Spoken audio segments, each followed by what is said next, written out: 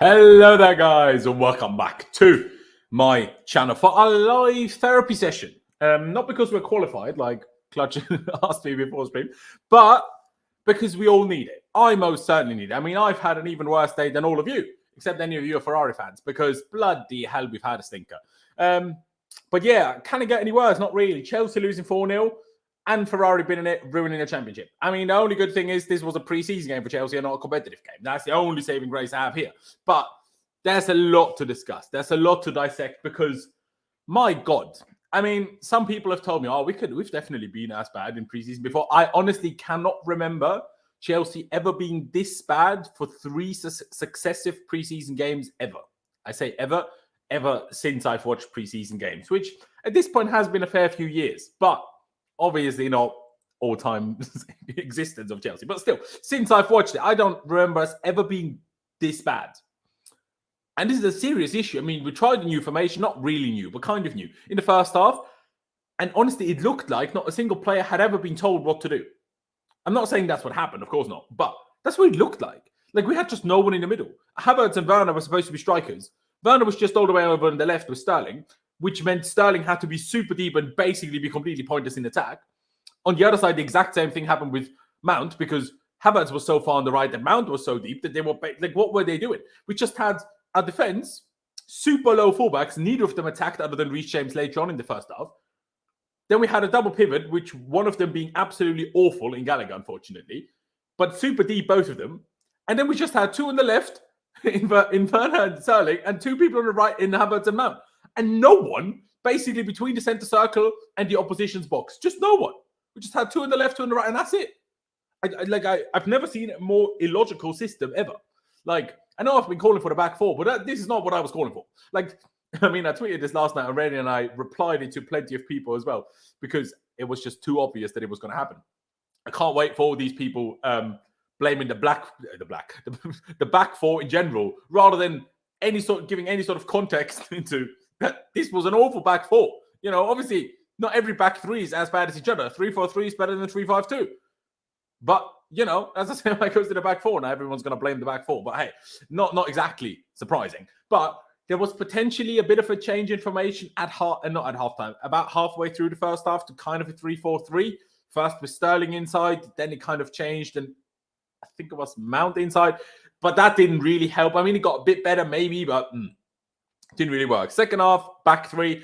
And yeah, we controlled the game better. But what controlling the game meant in that scenario was basically just us passing it around between our 3 centre-backs, wing-backs, and sometimes one of the 2 midfielders. We never even once basically gave the ball to any of our attackers. So we can criticize attackers and we don't score, but do we ever give them the ball?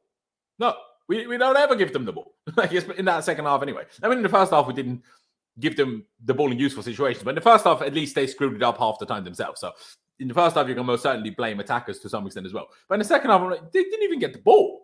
Like, it was a whole shambles, like, honestly. There was, like, straight after the game yesterday, I was really annoyed. I was still kind of really annoyed when I woke up today and I saw certain quotes by Thomas Tuchel and I watched the whole post-match press conference, which makes the whole thing seem a lot less bad than the quotes did, I will say. But yeah, I'm very intrigued to have this conversation. Lewis should be joining us when I think his stream is done, although I'm not sure whenever that is.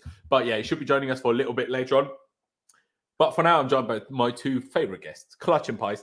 Thank you for coming, boys. You know what, Pice? I'll start with you because you were even not 100% sure if you'd wanted to come on because it's going to, you know, be back and forth, arguing like who's to blame, this to blame, have a go at this, have a go at that. But without anybody else saying anything, how do you actually feel about what we saw yesterday? Because it was just bloody hell. I've rarely seen us this bad, honestly. And I made this comparison, and I don't even think I'm exaggerating when I say this. We genuinely looked like a championship side compared to Arsenal. And Arsenal looked like a very good Premier League team. Like, Arsenal looked really good in every sense of the word yesterday. Their pressing was good. Their defending was good. Their finishing was good. Gabriel Jesus was by far the best former Man City player on the pitch. And unfortunately, Sterling was by far the worst because even Zinchenko had a better game. And I watched Gabriel Jesus. I'm like, I wish we had that. But would he play like that for us? Of course not. Look at how we play football. We look like absolute clowns. But Pies, how do you see it before we get into any back and forth potentially?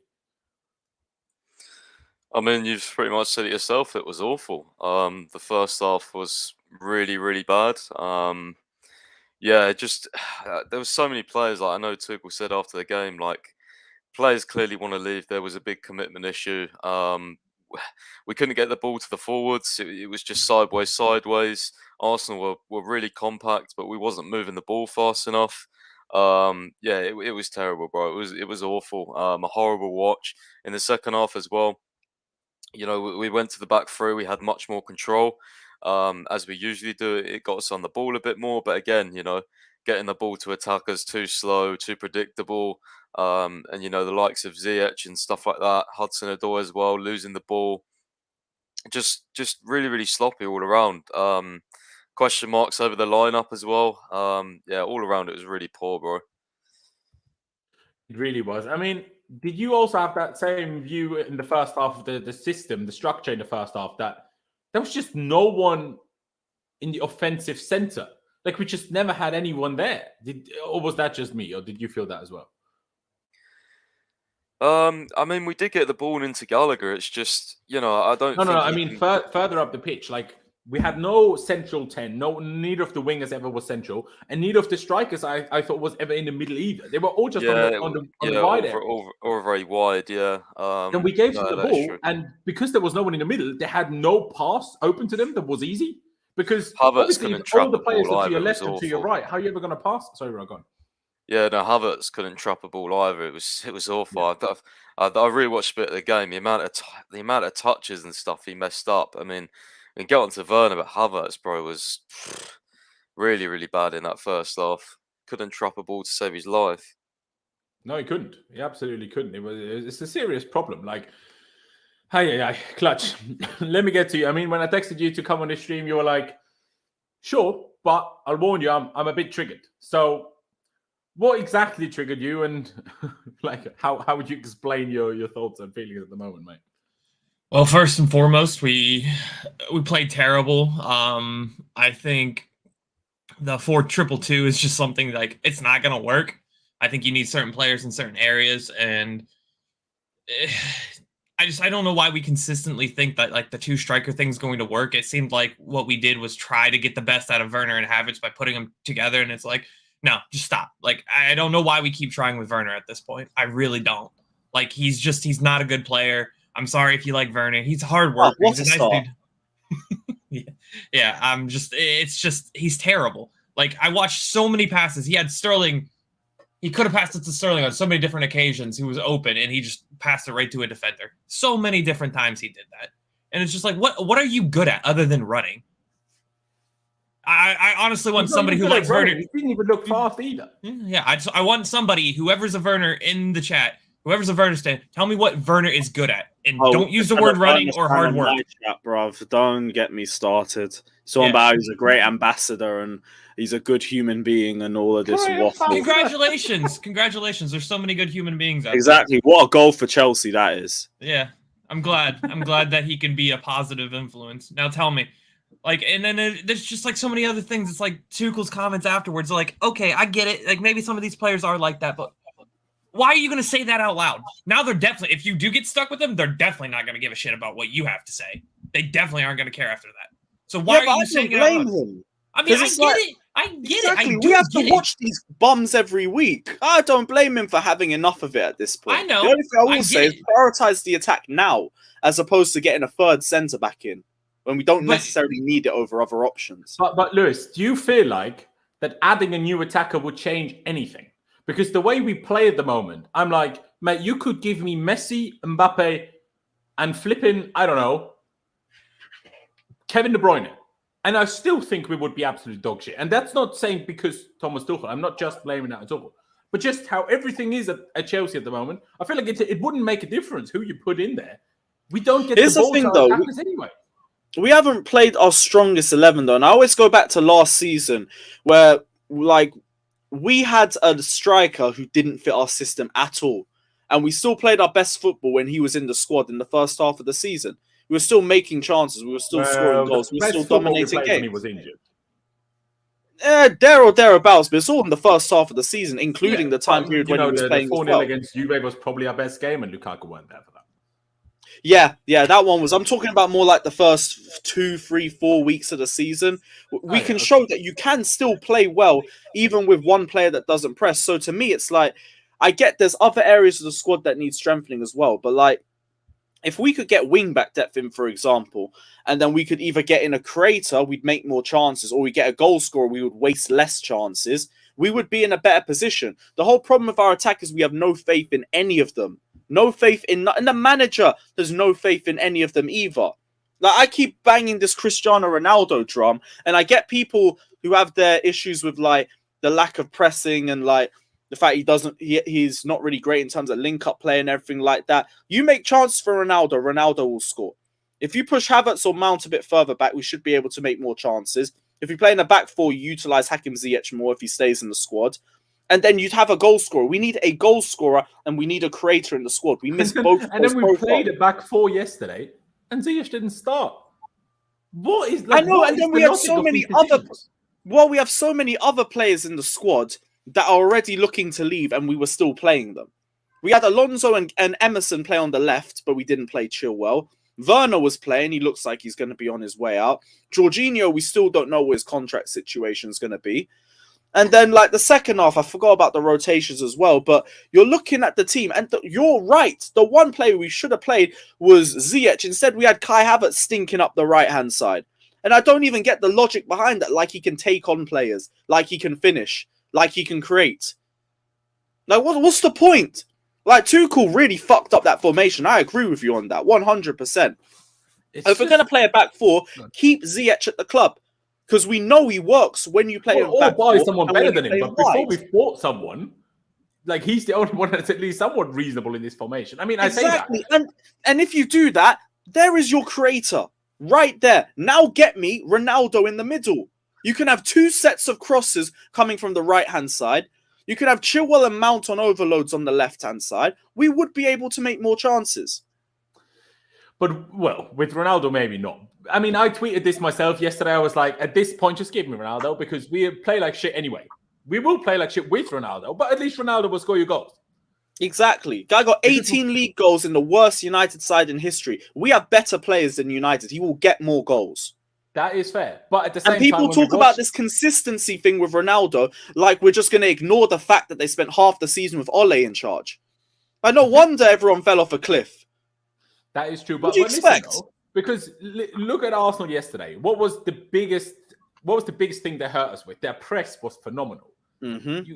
It's impossible to press with Ronaldo. There's a reason why his stats are by far the lowest of any forward last season for pressures. Like, that would be a concern. Like, maybe people wouldn't care, fair enough, but you can't pretend like we're going to be good at pressing if we have Ronaldo in the team. But let's leave Ronaldo aside for a minute, because when you look at the team yesterday, now, number one, the way we all hoped, because you say back four, it's not even just exclusively back four. If we play a 4-3-3, I don't think Ziyech is so guaranteed to start.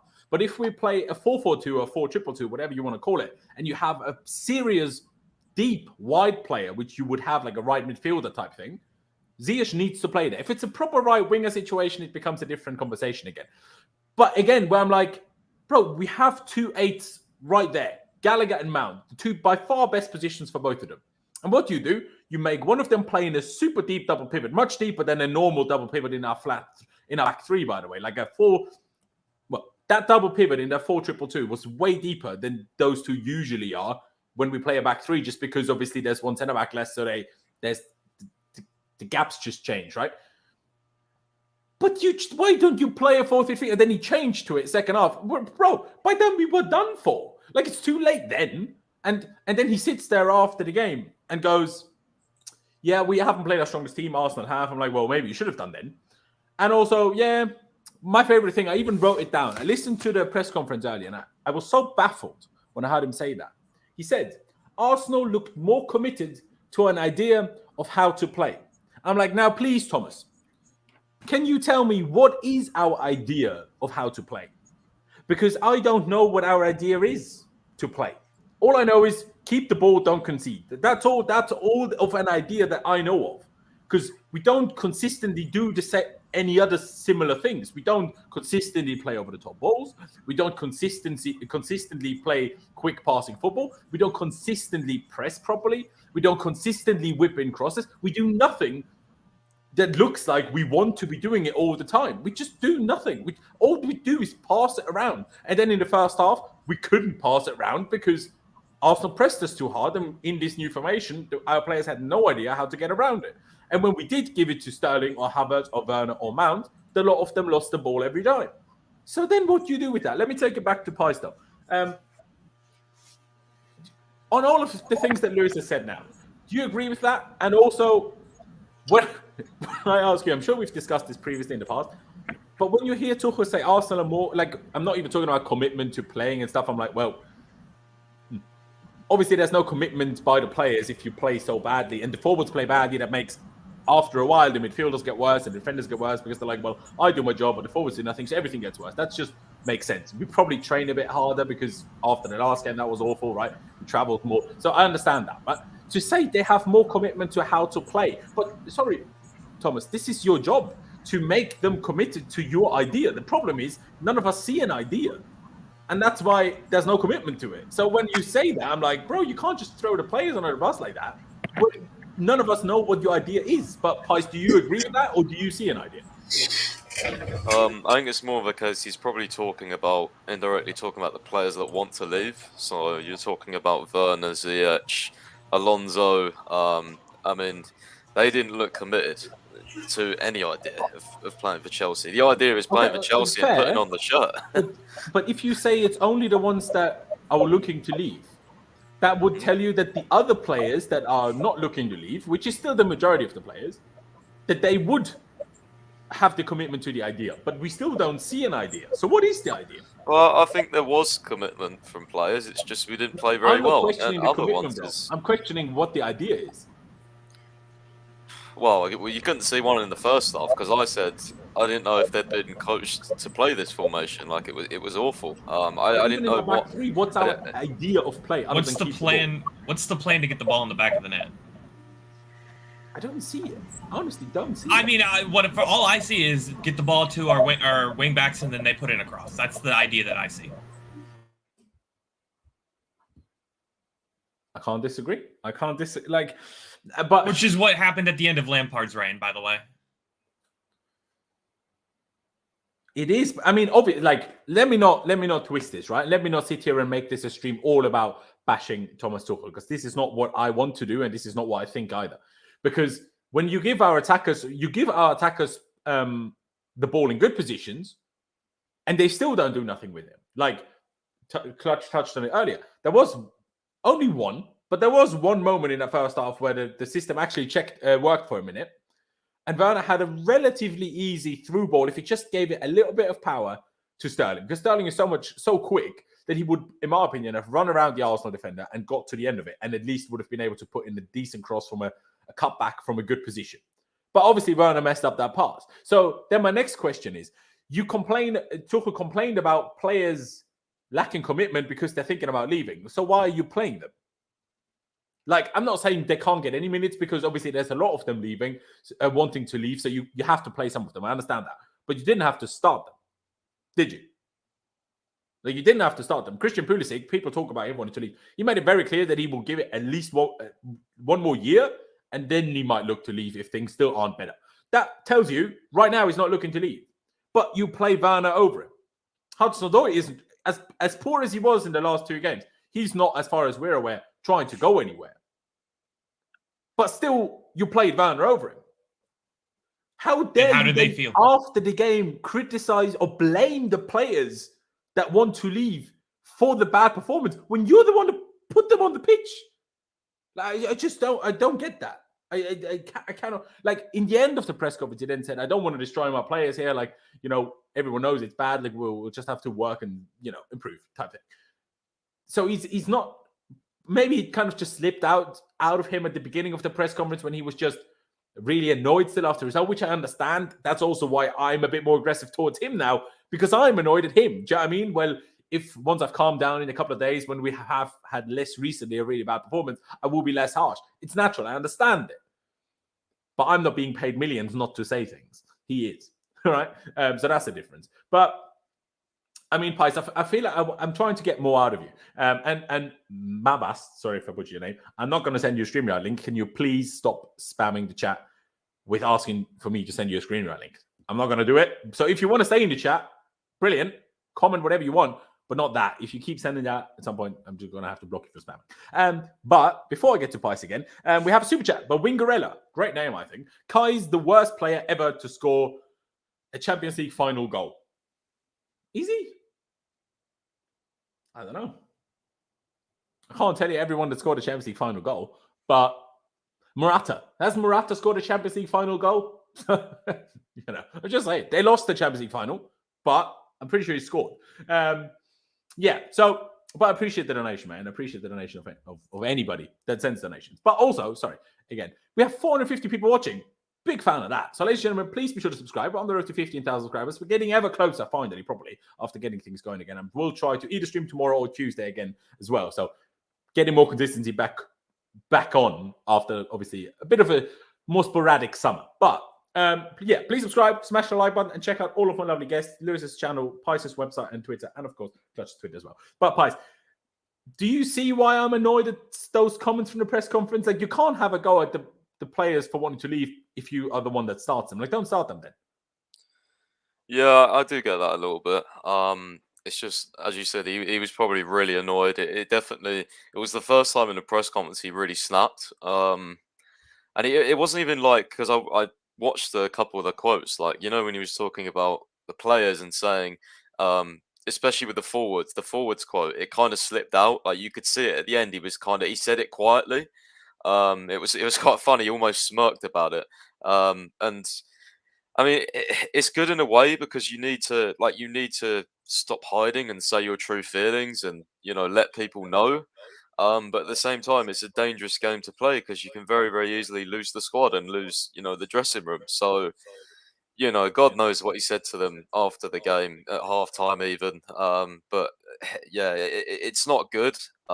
It's why I put a tweet up earlier saying right now getting the players that want to leave out is my first priority, but it's also very, very difficult. And why they keep playing is because I think he knows they're going to be here. The likes of Werner, Ziyech, Alonso, Aspi, there's 5 there already. I think that at least 3 or 4 of them maybe are even going to stay, or God knows, maybe all of them even stay.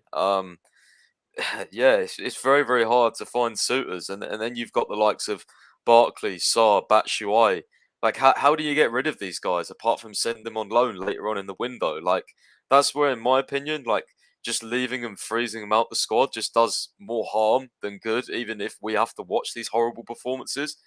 Because it's like, if you leave these guys at home and stuff and play the young guys, well, when you get back from these tours, the pre-season games might be better, but now you've got unhappy players, international players that are like, well, why on earth didn't I play? What's your problem with me and stuff like that? So, but at the same time, another question, sorry to interrupt, that adds to kind of this quote from him. When he blames the players, not blames for everything, but says, well, we have a lack of commitment, mental commitment and physical commitment because players are also looking to leave and stuff. When he says that, and he starts Timo Werner, who since a couple of days from Sky in Germany, know he might be looking to leave. But you've sent Harvey Vale to the under-23s. Now, I'm not saying Harvey Vale is the be-all and end-all and the greatest player to ever grace Earth. No, I'm not saying that by any means. But if your problem now, all of a sudden, seems to be players not wanting to be here, then maybe you should keep Harvey Vale and send Timo Werner to the under-23s because we're paying him $275,000 to be shit no matter what, whether he's in the first team or there. Do you know what I mean? So, and the same, if for Gilmour, it's maybe a little bit less so because the midfielders are less so the people that are trying to leave. So it's maybe a bit of a different conversation. But Harvey Vale, you can't complain about Werner wanting to leave, start him, and then send another player that could play in his position, not in the formation we played for yesterday in the first half, but still in general, could play in his position off the left. When you send the guy that could play instead of him to the under-23s instead, it confuses me. And while I see what you're saying, Pies, it's good that he lets the truth out, and maybe he was thinking that already last season and just kind of wasn't sure whether he was in a position yet to say those things. But remember last summer, even before we signed Lukaku, he was like, if we go into the season with no signings, I'm happy as well. I'm like, where's that gone? Because did he say that at the time with a hope or a belief in himself and the players that he would be able to improve them? And has that now gone? But why is it gone? Because none of them have improved. You're telling me none of them can improve? That's weird. Because I guarantee you, if they leave, they will be better. Whatever reason that may be. I'm not saying that's because of the manager. That might be because of the club. That might be because of the system. That might be because of the manager. That might be because of teammates. That might be because of newfound confidence. Could be all sorts of various reasons. But they will all be better when they leave than what they are now. I guarantee it. Absolutely guarantee it. Right? Just look at Christensen yesterday. I mean, Barcelona were sending all sorts of compilations all over the shop. And what do we have? Bloody Malone Sarr and Alonso playing. Like, do you know what I mean? It's mental.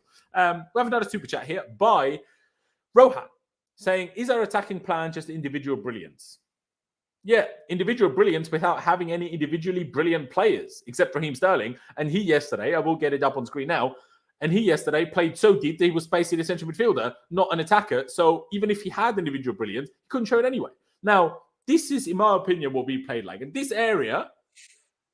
is the area that I think, obviously, we can't attack and do anything. If there's no one ever in this area of the pitch, that's the most important area of the pitch when you're trying to attack. And the problem is the two crosses, Sterling and kind of Mount, were always too deep to even cross. So we weren't even in a position to cross the ball anyway. Like, I just did not understand. I mean, Clutch, did it look like this to you as well, or is it just me? Yeah, it looked like that to me too. And I'm very confused. Like I said at the beginning of the intro, like if you're going to play a back four, I don't know why we just don't play either a 4-2-3-1 or a 4-3-3. I don't get why we don't do that.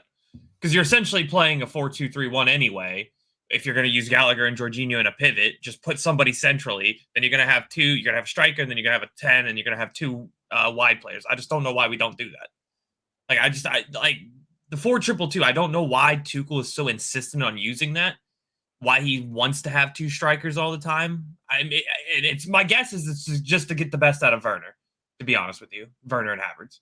But it's clear that they can't do it. They can't do it. So it kind of looks like a crab, you know? Like you have the legs at the back and then the little like fang at the top.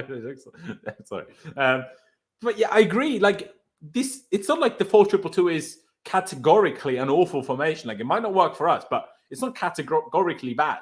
But if you don't have movement, and we have none of it, then like if you literally we had these two stuck on that side and these two stuck on that side until we shift it around after the drinks break in the first half. None of them moved. So it's never like one of them went here. No, he stayed firmly there. And never went even here so Sterling could make that run. He never also went fully wide. But even when he did, Sterling never made that run anyway.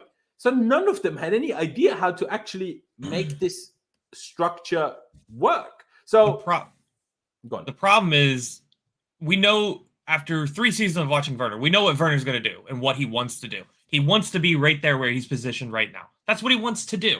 So if you want him to do that, then you're going to need to put somebody more forward in that middle space to occupy that space. And then I would have put Sterling on the right over there to occupy the wide space on the right because I don't want Mount doing that. But and then put Mount through the middle. But we didn't do that, and I don't know why. I don't know why either. I mean, Lewis, did the formation in the first half look like this to you as well? No one here, and just two on the left, two on the right. Yeah, actually. The more because people were saying a 4-2-2 on my stream earlier, and I was like, I swear it was 4-3-3, but there was no one in the middle. Werner looked like he was meant to be in the middle, and he drifted to the left. Havertz hung on the right-hand side. Mount was around the right in the middle, roaming about. Yeah, it does seem like it was a 4-2-2. It just didn't work out. No one in the central area. I just cannot understand. And yeah, we did change it to a 4-3-3 in the second, later on in the first half. And it changed, it was Sterling then, which is crazy, but it was Sterling kind of here for a bit. I'm not sure if Gallagher fully went to the. Yeah, he must have done because that's what Chalobah tried to pass it to him, and he was on the right. I'm not was it then this for a while?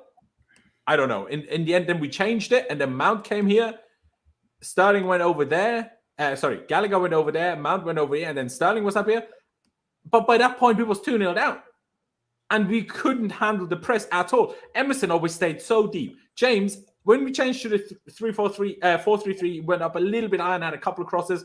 Again, good crosses that no one got in the end of just because we have no movement in the box.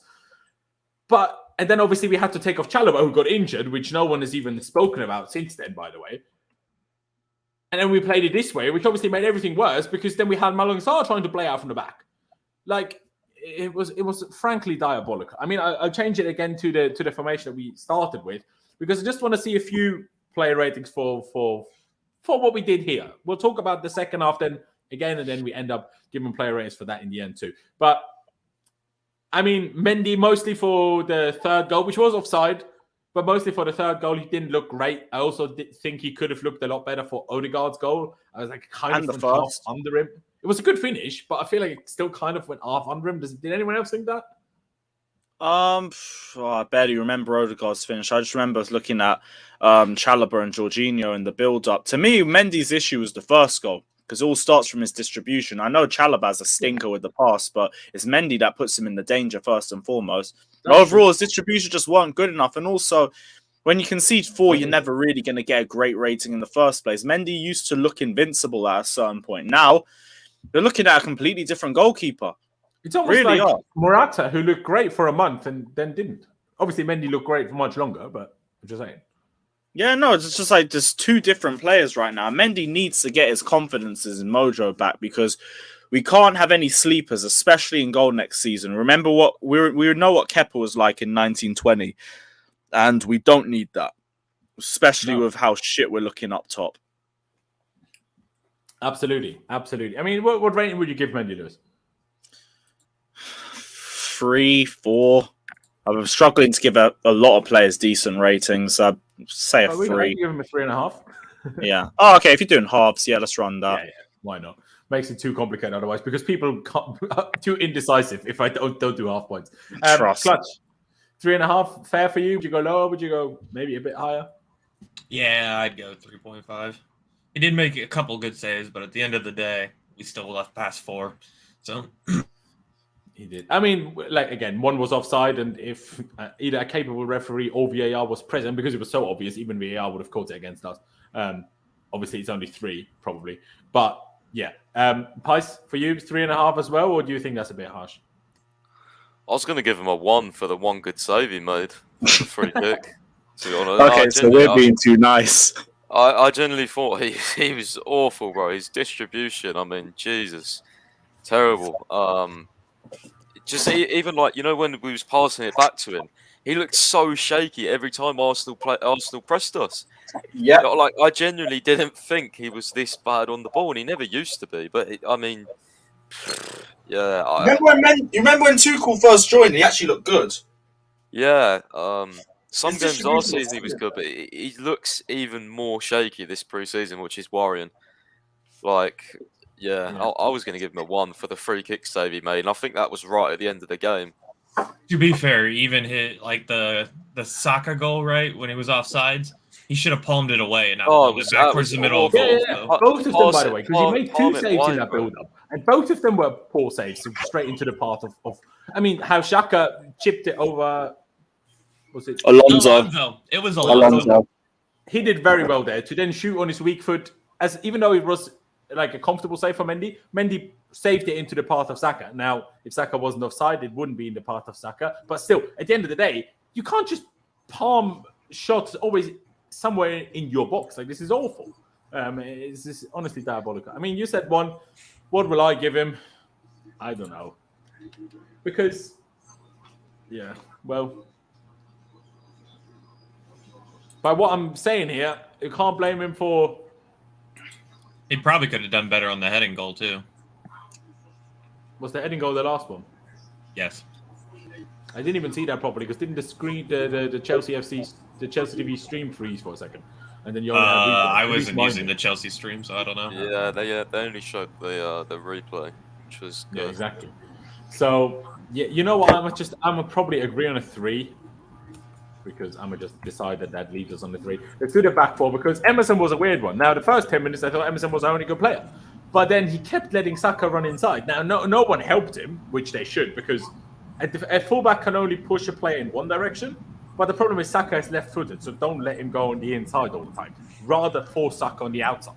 You know, that would make more sense. So he wasn't exactly. I'm not sure why I started with the left back, by the way, but I did. Pice, what would you give Emerson?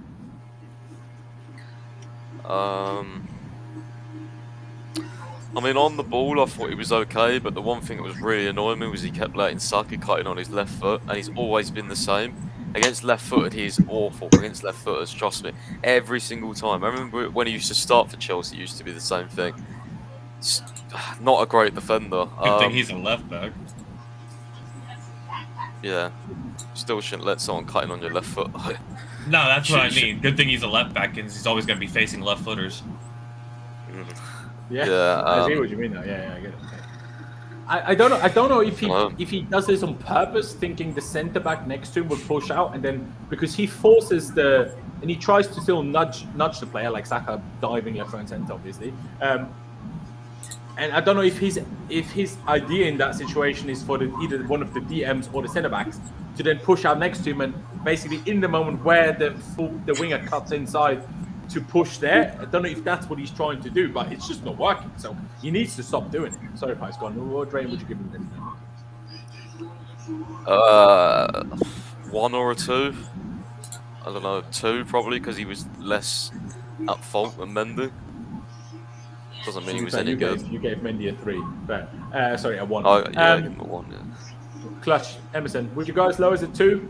Because if you gave Mendy a 3.5, I think 2 is a bit harsh. But obviously, Pice gave Mendy a 1. So.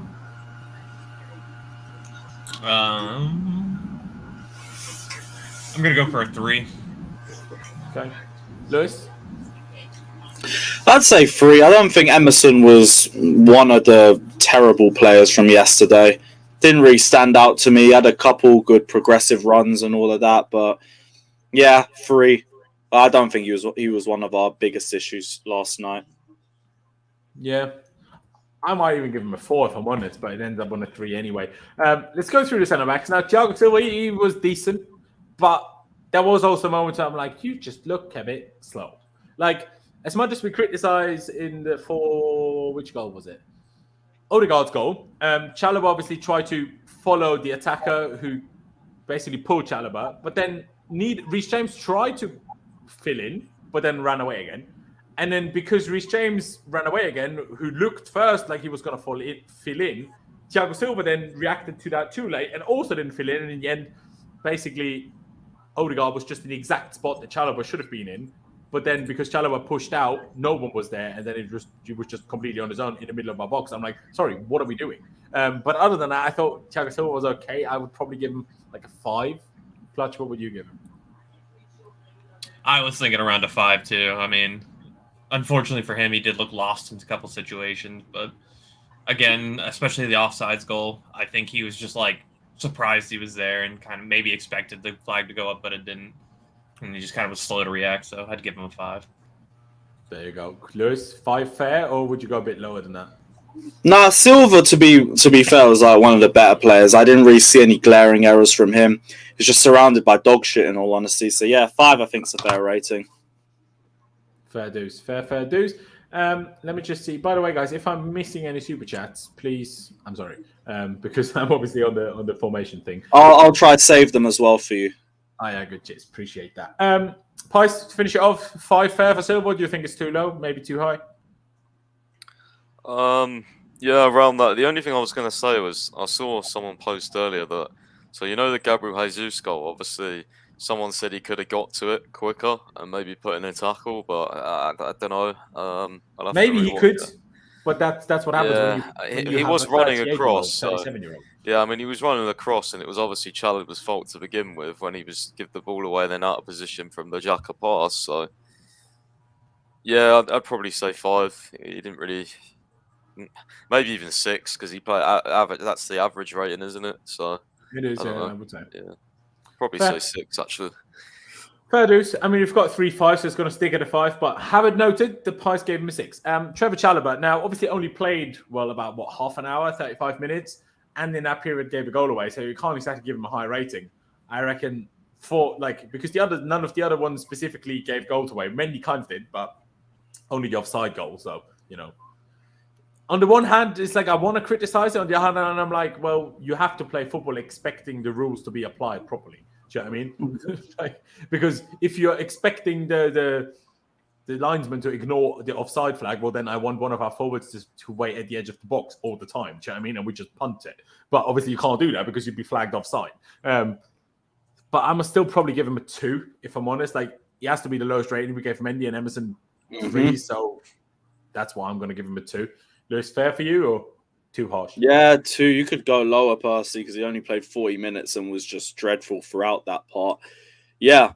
2, if you want to be generous, could go 1, 2.5. I don't really. Yeah. See, the weird thing is, I actually thought Chalobah was good until he made the mistake for the goal. I thought he was the one defender that really tried to aggressively defend and try to help us not constantly be sucked up by Arsenal's pressure. Not necessarily in terms of passing, but when they came as a collective.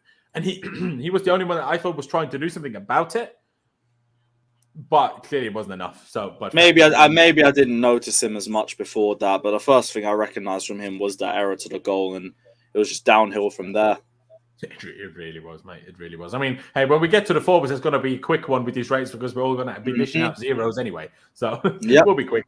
Pice, 2 for Chalobah. I mean, you gave Mendy a 1, so you're probably going to give Chalobah at least a 1, maybe lower, I assume. Yeah, probably a 1. Yeah, I don't know what's happened to Chalobah, really. I mean, that's 2 games in a row now that he's cost us at some point. Obviously, last game he had the handball. I mean, people say it's a bit harsh, but don't stick your hands out. It's one of the first things you're told if you're going to slide tackle. Be careful where your hands are placed. And in this game, yeah, just again, I thought he looked shaky on the ball, which is weird because I think he's actually good on the ball. So for him to look shaky isn't a good sign. Yeah, I'll give him a 1. Obviously, that pass was just, yeah, it was awful. And again, this is one of the first times he's played in a back 4, and he didn't look good at all. No, he really didn't. He really did. Before we get to that super chat clutch, 2-2s, 1-1 so far. What would you give Chalobah? I'm gonna give him a 1. I thought he was terrible. I thought he was causing a lot of unforced errors on his part. His one-on-one defending was really bad. Like Pius has said, it's been a while since his defending's actually been pretty decent. So I'd give him a 1. Fair play. Let's get to the super chat quickly. Wingarella again, appreciate it a lot, saying, I'll never forgive those who said Werner is better than Tammy. I won't either. Unfortunately, Thomas Tuchel said that, so that's a problem. But he didn't say it out loud, but I mean, one's still here, the other one isn't. So that tells you. And not just that, because then someone will say, we just can't sell Werner because he's on 2 high wages, which is not Tuchel's fault. But he's also the guy that put Tammy not even on the bench when we played. And it just trust me, I'm 1 year of poor attacking football from saying activate the buyback clause. Bro, honestly, he would be a trillion times better than all of what we're doing up top right now. Honestly. Exactly. I think and his numbers before he left are still better than our forwards now. Says a lot. Yeah, he is. It's shown the buyback so much, really, isn't it? Yeah, it's like 60 mil, I think. 68 but I'm not sure if euros or pounds. 68 million pounds. 60? Nah. Are you sure? Send them Werner. I'm sure we could get 5 million off there or something. Jose won't want Werner. Yeah, the only usage. Yeah, send him Havertz. Really ask for Timo Werner. He's making him the water boy. That's it. Send him Havertz then. There you go. I mean, we probably wouldn't have any use for him either, quite frankly. But both are useless. That's a whole different debate. Let's get to Reece James, because Reece James was a weird one. Now, he had good moments, but then in the second half, he started fighting Arsenal players instead of playing, or was it still in the first half? I can't remember. He started fighting Tavares instead of playing football properly. Like, he kept giving the ball away, he kept passing it backwards, he kept trying to go round Tavares, but couldn't do anything and pass it backwards every time. Had one really good cross that someone should have gotten the end of. I don't know if it was Havertz or Werner that didn't even stretch their leg out for an unbeknownst. It was reason. Havertz and Sterling, by the way. Yeah, Sterling fell over behind him. Yeah, but then it was Havertz in front of him. I wasn't sure if it was Havertz or Timo. But yeah, then Havertz didn't even stretch his leg out. I'm like, well, you got to at least try to score, you absolute clowns. But yeah, I'm gonna give James a 4. I don't think it was very good.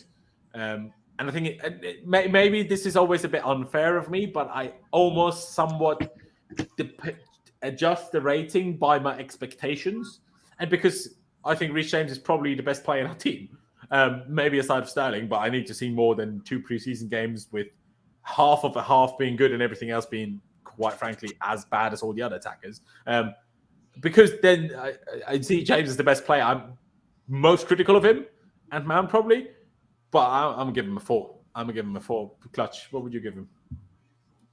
I'm gonna go just a tiny bit lower, 3.5. I mean, he did have that one good cross, but other than that, I didn't see much. Didn't see him put in too many crosses. He looked a little slow though yesterday. Did he look leggy to anybody else? He kind of looked leggy to me. Like he almost like couldn't. Leggy, but... Yeah, that's fair. But yeah, I'm 3.5 for me. Fair. Clutch? No, Clutch. Pies, sorry. 3.5.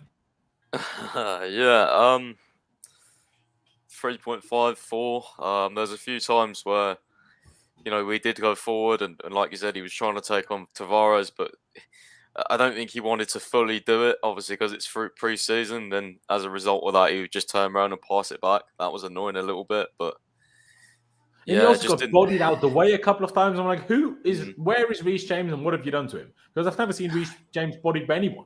And all of a sudden he got bodied multiple occasions. I'm like, how is this happening? Yeah, but then he took on 2 of the players in a little scrap, so I was like, go on. but while the game wasn't going on, he was taking them on. Take them on while the game's playing and do something useful. Don't have fights. Play football here, not UFC. Do you know what I mean? I don't mind it, having a go and play it. I like that he stands up for himself. He stands up for himself, and I'm not trying to take the piss, but yeah, I was like, if you're having a bad game and then start fighting, I'm just not a fan of it. If you're having a good game, start fight all you want. I'm all for it. But fair. So if you had to pick one, 3.5 or 4, can you make a decision, Prize, or struggling? I mean, I gave Thiago Silva a 6, and he wasn't at fault for anything. So in reality, I should probably give James a 6 as well.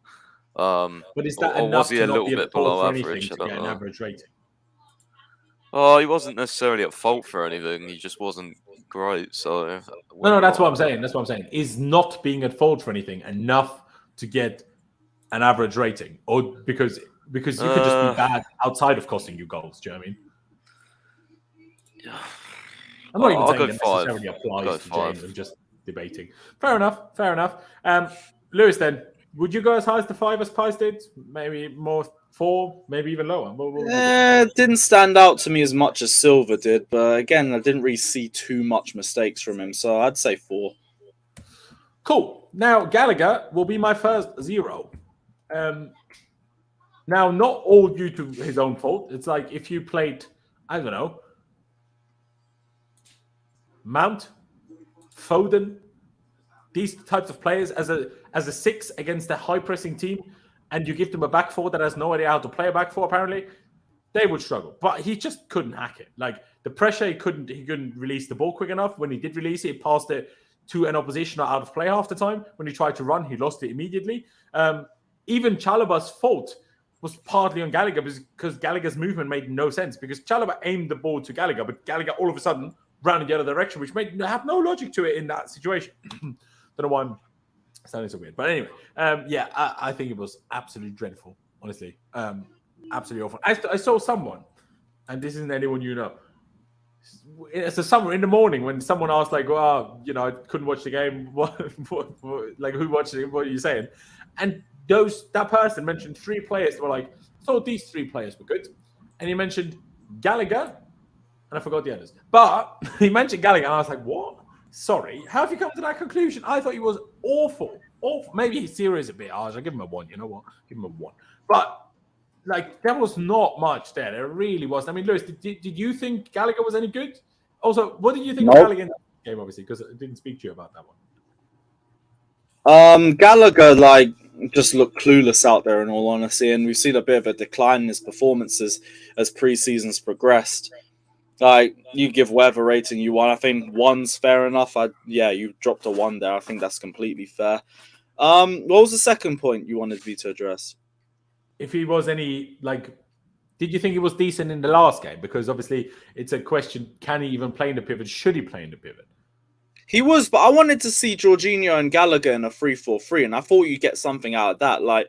In this one, I thought it was a 4-3-3 at times, a 4-2-2 at times. Look really confusing, but I think in a 3-4-3 you could still get something out of him because Jorginho just sits and Gallagher could roam around a little bit more. I just think overall we are just doing some massive experiment for this game, and it absolutely crashed in front of our very eyes. But yeah, Gallagher was still poor in general. Yeah, he was. But what rating would you give him for yesterday? A 1. Fair. Oh, by the way, I found the text message again in that group chat. He said Mount, Havertz, and Gallagher were good in the first. I'm like, excuse yourself. What? How have you come to that conclusion? Like these people, man. Honestly, Pice, does Gallagher warrant a 0 for you, or will you give him that 1? I was going to go for a 1. I mean, you guys know what I thought about him in a pivot anyway before pre-season, but I was hoping he was going to give me a little bit of life. I just personally think he's not good enough technically to play that role. It's a shame we've kind of binned off Gilmore for this. I just feel like we lack a lot of technicians in this team, and Gilmore would have added something nice for depth, in my opinion. But yeah, I'll go over 1. I mean, he played well for Arsenal, to be fair, so there's that.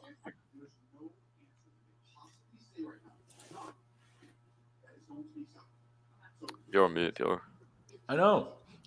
It was not letting me unmute myself. Sorry. Clutch. 3-1 so far, so difficult to change it now. But what do you think? I'll just keep it at a 1, to be honest. I think you see the best of Gallagher once it gets past the halfway line, and he just never did. So the unfortunate part for him is I don't think you got to move him further up the pitch.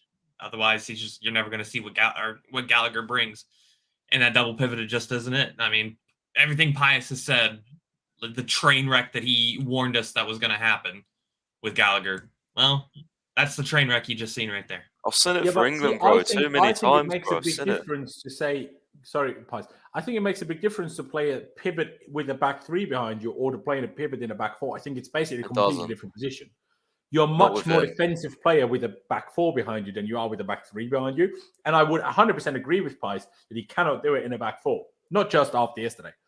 But in a back 3, I think it's almost a different position. So I don't think you can, in general, say no pivot. But in a back 4, I agree. I disagree. I don't think he's good in either. I really don't. I don't think he's good on the ball. I don't think he's good enough technically to play in a pivot, in a 3 or a 4. Going forward, he's not a good dribbler either. He doesn't escape pressure well.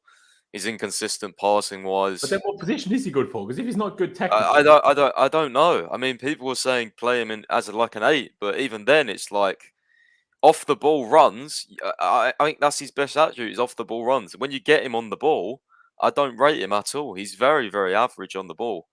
So I don't know. He's got a good shot. He's got good off the ball runs, but everything else I think is extremely lackluster. Fair enough. Let's get to Jorginho. Now, in terms of controlling the play and getting us past the press, he was as bad as everybody else in the first half. But he was the only player in our entire team that could actually tackle. I mean, Jorginho, I swear every time we won the ball, it was Jorginho. That's what I felt anyway. I'm not saying that's a fact, but every time someone tackled and won the ball, I thought it was Jorginho. Now, but again, didn't help us move past Arsenal's press. Got a bit better maybe as the first half were done, and obviously was different in the second half. But again, in the second half, him and Kovacic were like, well, yeah, we had control, but we didn't play it forward usefully ever, really. If anything, there was... And also, to take it back to Reece James, did anyone else notice how often Reece James had arguments with players around him on the pitch? Like Mount pointed to him, go there. Jorginho pointed to him, go there. And he never did it, just threw his arms out and was like, what do you want? Like, I'm like, bro, they have the ball. You need to listen to the guy that's on the ball, because even if you have an idea in your head, the guy on the ball needs to be the one that executes it. So you need to be the one that adapts to the idea of the guy with the ball at his feet. So you can't just say, no, I'm not. Like, no. If Jorginho and Mount tell you, make a run on the outside, do it. Don't just stand there. Like, that pissed me off. But anyway. Didn't he get into an argument with Zolt low too? At half? Yeah. Or at the water break? And sorry, we've been so shit, and then you have a discussion with the manager or assistant coach when he tells you to do something different. Why is that?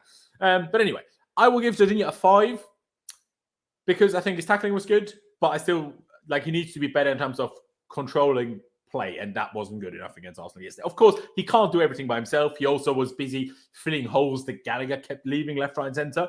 But still, I still don't think it quite warrants a 6, just because his main job, his best attribute is controlling play, and we had no control whatsoever in the first half. So I can't give him an average rating. So, do you think that's more to do with Gallagher though? Because look, when Kovacic came on, Jorginho was looked miles better.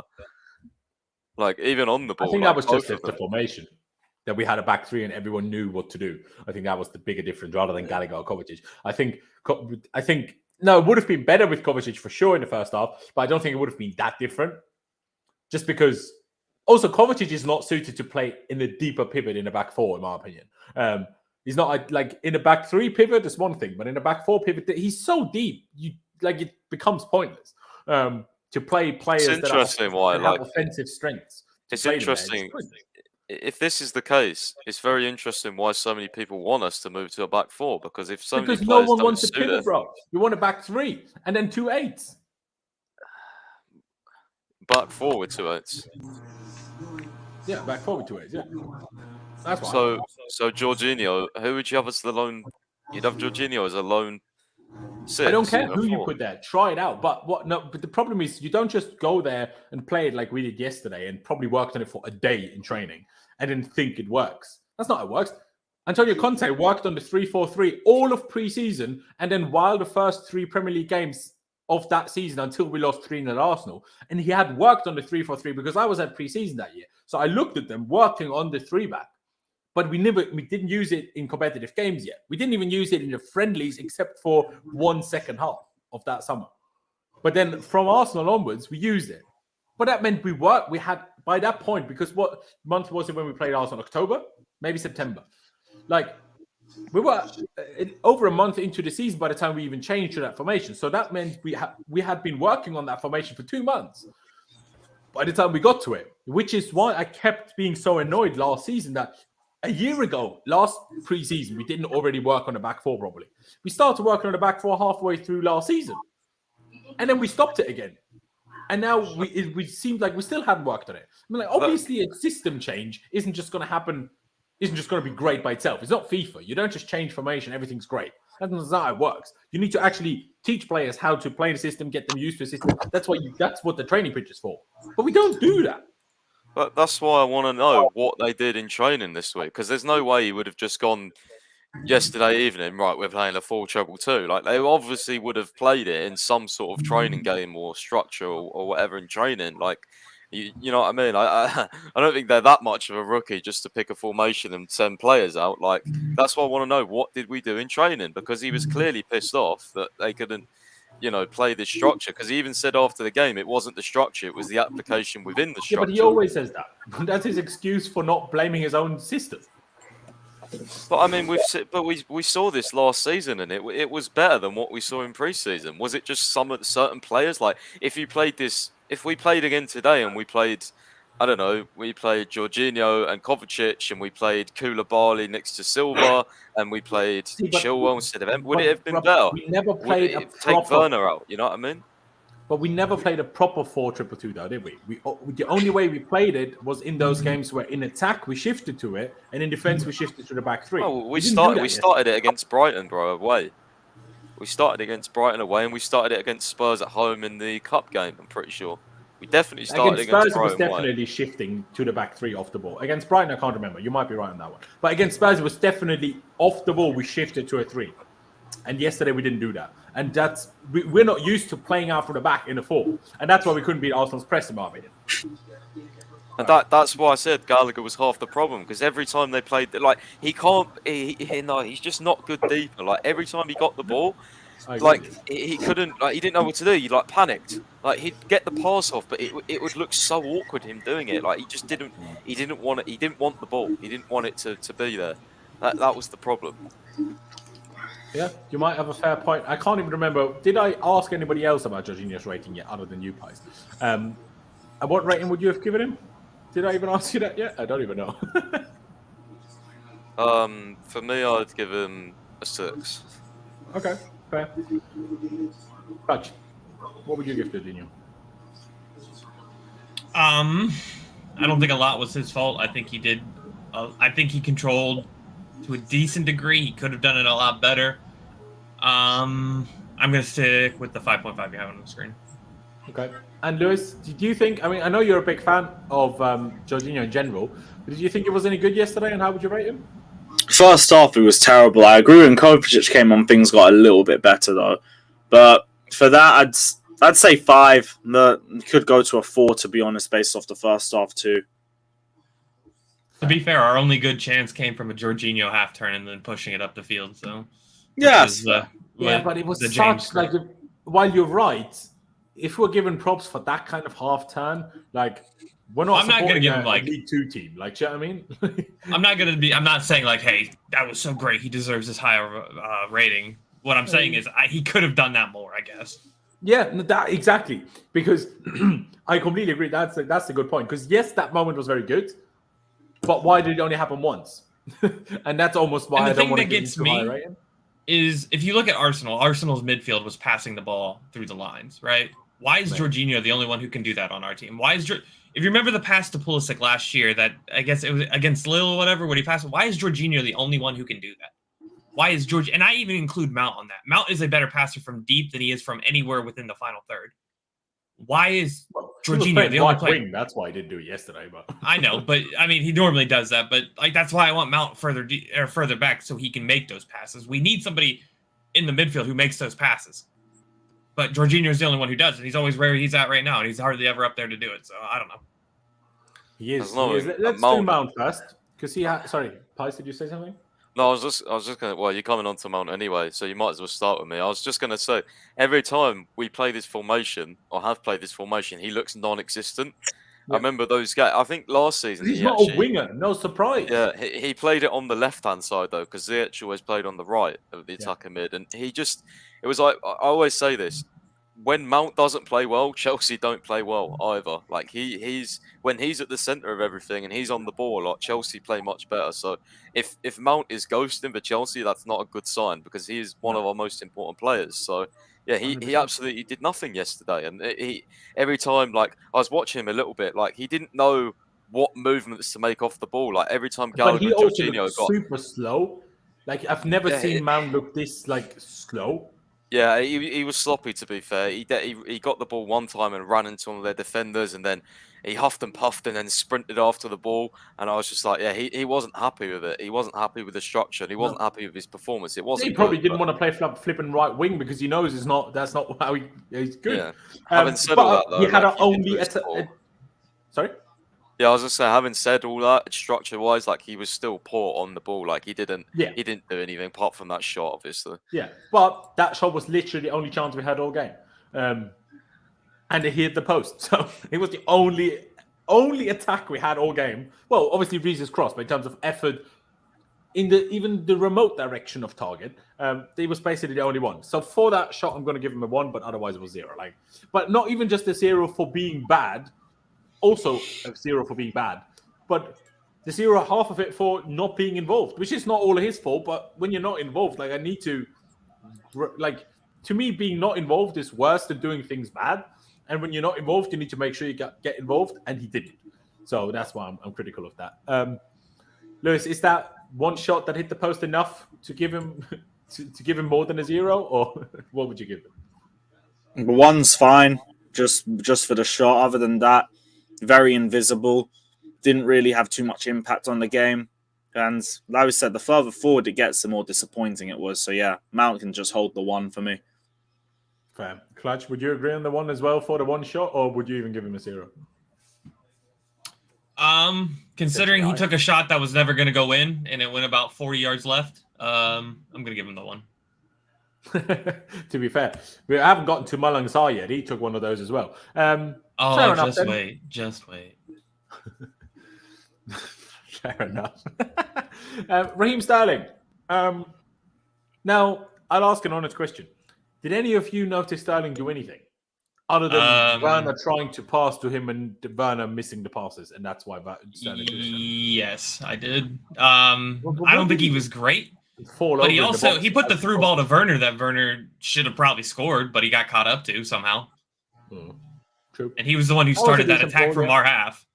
Yeah. And he ran through and then made that pass. But other than that, he didn't do much. He did have a couple runs he tried to make that Werner didn't get, but other than that, he kind of looked lost yesterday. Because I mean, he was in a position. Yeah, he was just in a position he didn't know what to do. Like, because it was like. But it's another question I have for Thomas Tuchel. So you sign a new top player and you put him on the same side with our worst player. Like, do you want Sterling to be bad? Like, don't make him play with Werner.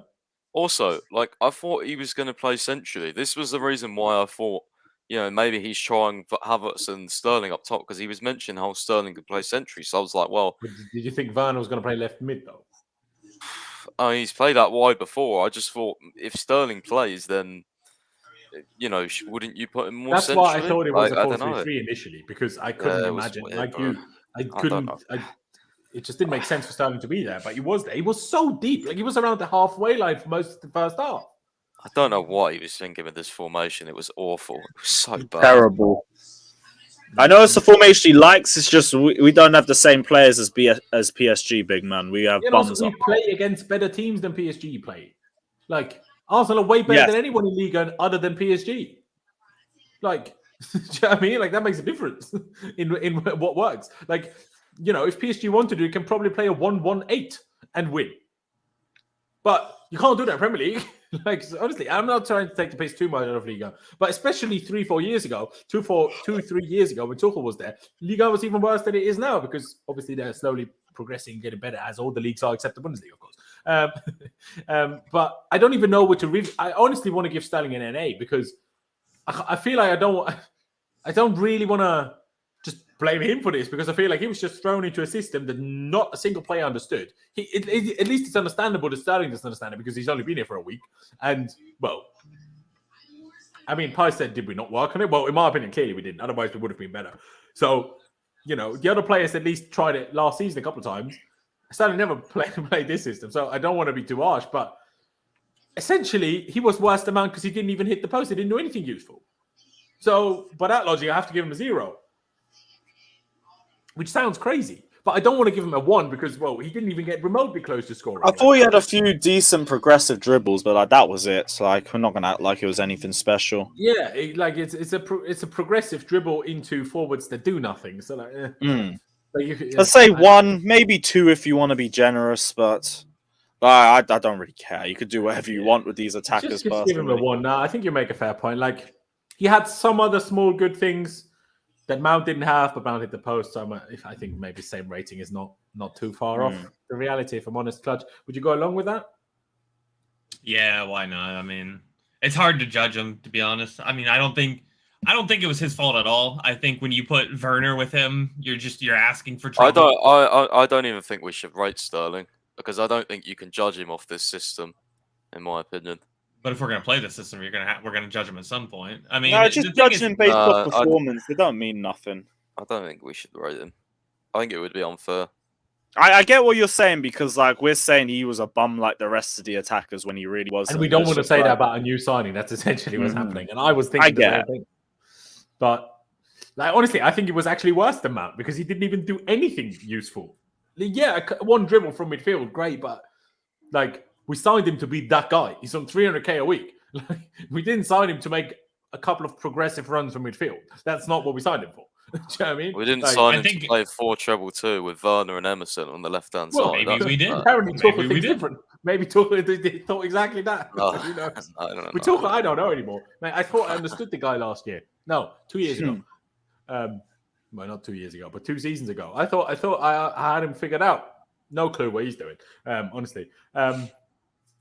I mean, Pice, we can have your NA marked. Don't worry. If you don't want to speak out a rating, that's fine. But Lewis, would you stick to that 1 or would you give I'd push it to a 2, but again, just because it's a new signing, it's not that deep. You could keep it at 1. Fair enough. And let's get to the 2. They were very simple 0s, I think, from all of us. But I think we need to discuss them a little bit. Pice, you held back a little bit for Sterling. So why don't you let reign free for Timo Werner? Because that, was it Chalobah that played that switch ball, that long switch ball? I think it was Chalobah who attempted that pass to Werner that he just didn't control. It had slow, because it was such a far pass, it had slowed down a lot. So you can't even say it was difficult to control. It wasn't. It was the ball had slowed down so much by then. I'd expect any amateur footballer that plays regularly to control that ball. And he missed it. And he went out for a corner. And then I still see people defending him. And then I still see people coming at me. But what did Mount do? I'm like, that's not the point. That's not the point. The point is not when Werner is shit. Oh, but Werner is also shit. That's not the discussion. The discussion is the Werner shit, and more than twice the amount that Mason Mount does as well. By the way, that's always the next thing when Mount is criticized. I'm like, bro, he doesn't. You barely earn. Does he even earn 100k yet? I don't think he does. Timo Werner's on 275k a week, and he's the worst footballer to ever be in this football club. I firmly believe this. Who's worse? Mutu, but only because he snorted things, not because he was actually a worse player. Maybe Kesman. I mean, Jordan will have my neck, but he's so bad. I just don't know, like, why? I don't even understand why we still entertain him in the first team squad. I think he should have been the first one to be sent to the under-23s. Like, you know how Conte just left players at home, didn't even take them to pre-season. Werner should be that guy. I don't understand. Do you see Tuchel's start against Arsenal? Do you see the quotes with Tuchel where apparently Werner isn't happy because Tuchel's been too critical and skeptical of him? I thought that was a fucking laugh. Mate, it is. Bro, he played like 7 games in a row when he was the worst player on the pitch.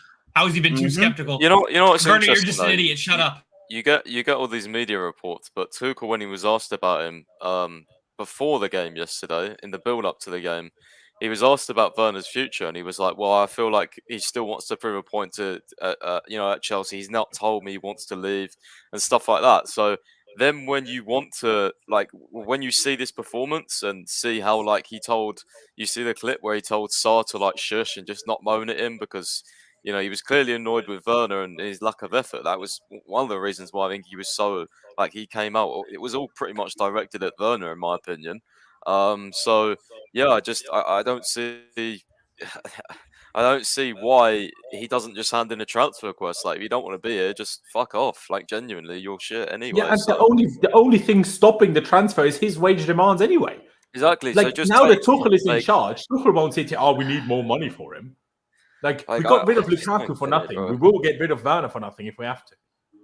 The only slight hope I have is that if they don't get their moves in the actual season, they'll think, right, shit, you know what, I'm here now. I'm gonna have to do something to try and get a move next season. And that will probably happen. That will happen. But you know what? I've even people know I've been very harsh on Lukaku a lot, right? But I saw this on Twitter and I saw someone like, fair play to Lukaku. At least like he knew shit was not happening for him at Chelsea anymore, and he made sure he got his move away. What are all these other lot doing that want to move away? They're doing fuck all about it. Like, at least get the fucking move done. Do you know what I mean?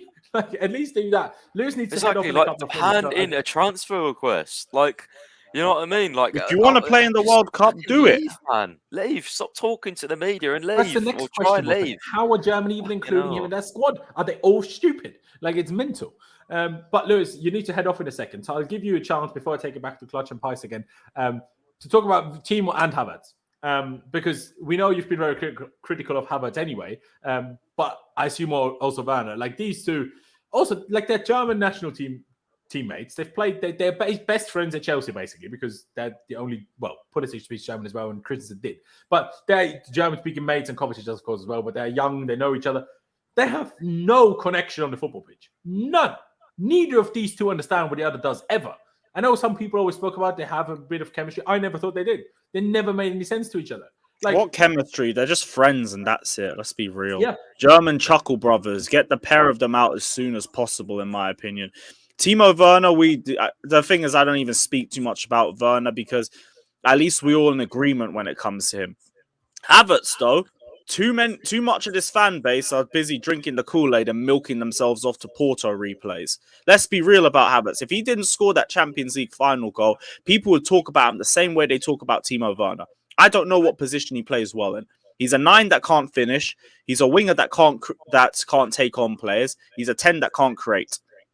So I don't know what he brings to the squad. We shoehorn him into multiple positions off the guys. He's generational and he's not generational. Generational is consistency. No one in this attack shows consistency, let alone Havertz. Don't get me started on Timo Werner. I don't even know how he's a professional football player. But at least Werner could be likely to leave in the summer, even though I don't think it happens based off the wages. But at least there's talks with him. Havertz, we will give him the season because he ain't going to go anywhere. But if I see the same old inconsistencies, lack of finishing, lack of hold-up play, poor passing, or just over-reliance on heading, then I'm washing my hands. And if everyone else, the fan base, is still going to milk it and give it another season, enemies of progress. Every single one of them. Because I don't care about age. I don't care about this bollocks. I care about experience. This is your third Premier League season. If you can't cook now, especially when Tuchel is building the attack around you, I don't want to hear it. I don't want to hear it. Like, Havertz is on mega fraud watch for me. Werner, we already know the result. Yeah, see, I hear that because, like, I've certainly defended Havertz and I'm certainly less critical of him than I am of Timo Werner. But I do agree that if by the end of this upcoming season now, still things have not changed, I will be like, well, you've had 3 years. How long do you want? Like, do you know what I mean? That comes a limit. Now, why I would disagree with you in terms of that he's a bit different to Werner is I've seen Havertz do things that are good. Like, I've seen Havertz have a good touch. I've never seen Timo Werner have a good touch. No, Havertz has a good first 2 touches, and that's it to me. Good 2 touches, good heading ability. That's it. I've seen him run with the ball. I still think he should be playing deeper anyway. I agree that he's not a creator as such, but I don't think every number 10 is a Juan Mata. There's different kinds of number 10s. Do you know what I mean? I think Havertz can be that. Is his finishing good enough? At times, no. No, it's like Hudson-Odoi's. But what I will let him off a little bit more for that, the guy only played striker since last year. So obviously he doesn't have a striker's finish.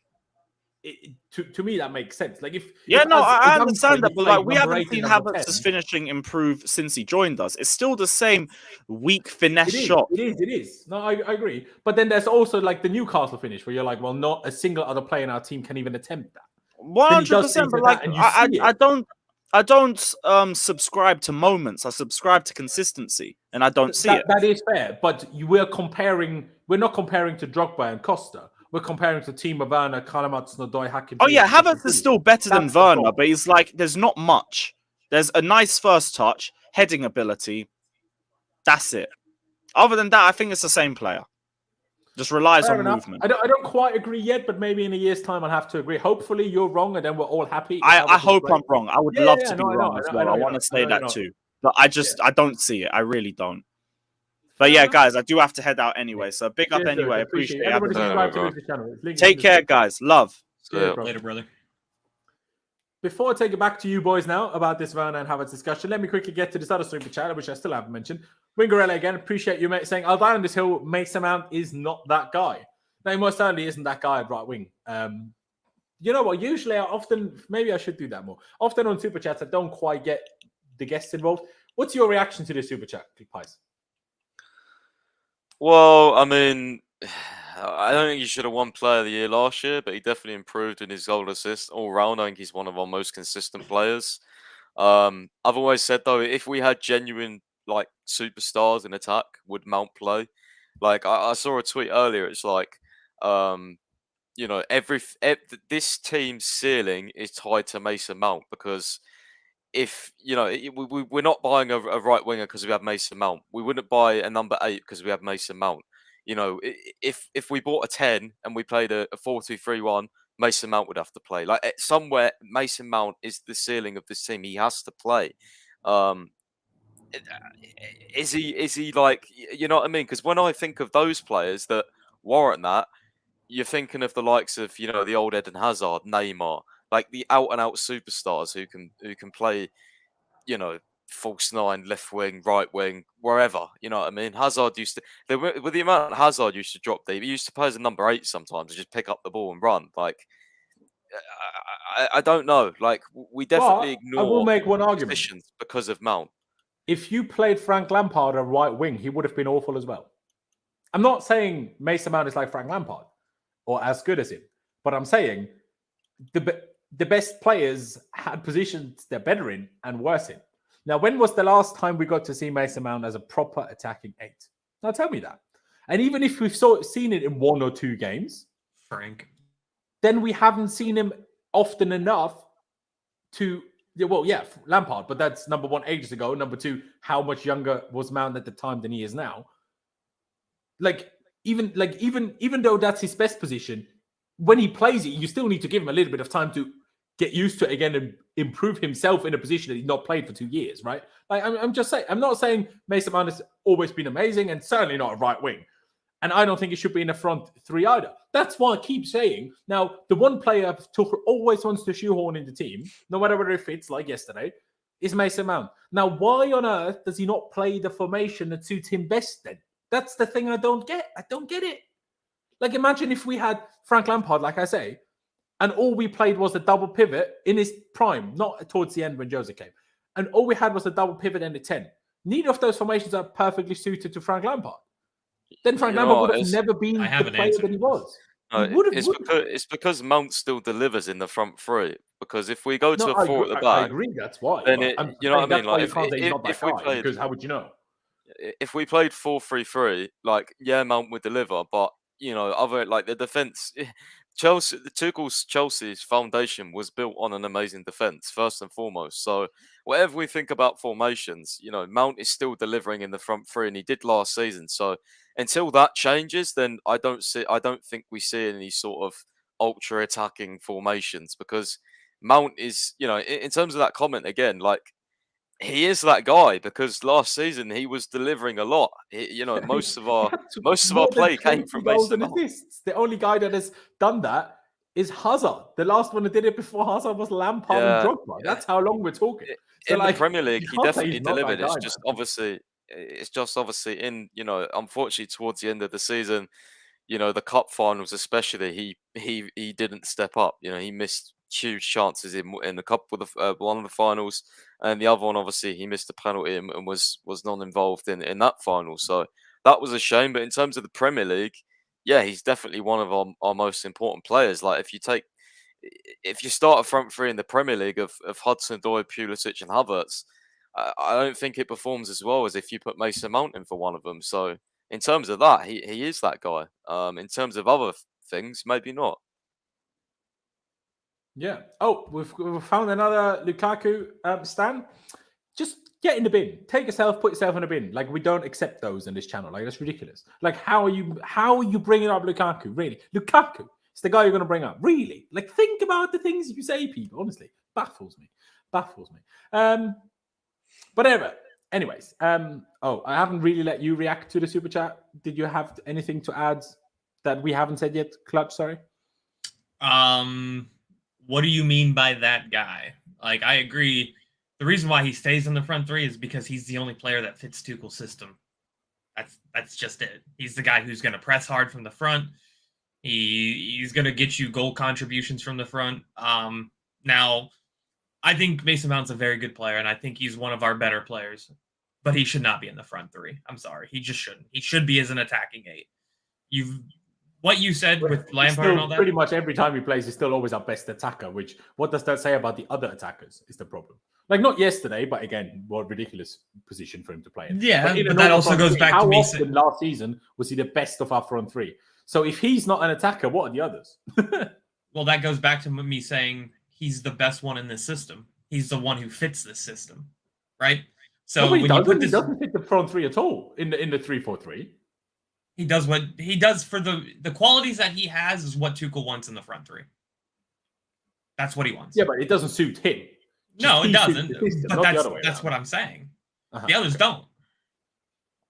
I guarantee you. Sorry, what I mean is the system doesn't suit him, but he suits the system, because our system, no matter the formation, requires hard work, and he's the only one that works hard. Yeah, that's literally just it. And then you put them in the same positions. Like I said, like if you push to a 4-3-3, I guarantee you half of our attack would be much better. But then our defense would be much worse, bro. Like we stabilize the defense. No, but you can't it's easier to stabilize defense than it is attack. Changing formation is not going to make these attackers have fucking ability. I've said this so many times. It doesn't matter what formation we play. Some of these guys are just not good enough. You know what I mean? Some of them, they're just not good. They're not good enough. It doesn't matter what formation we play. People are too obsessed with formation. You can play great football in a 3 at the back. We did it at the first half of last season.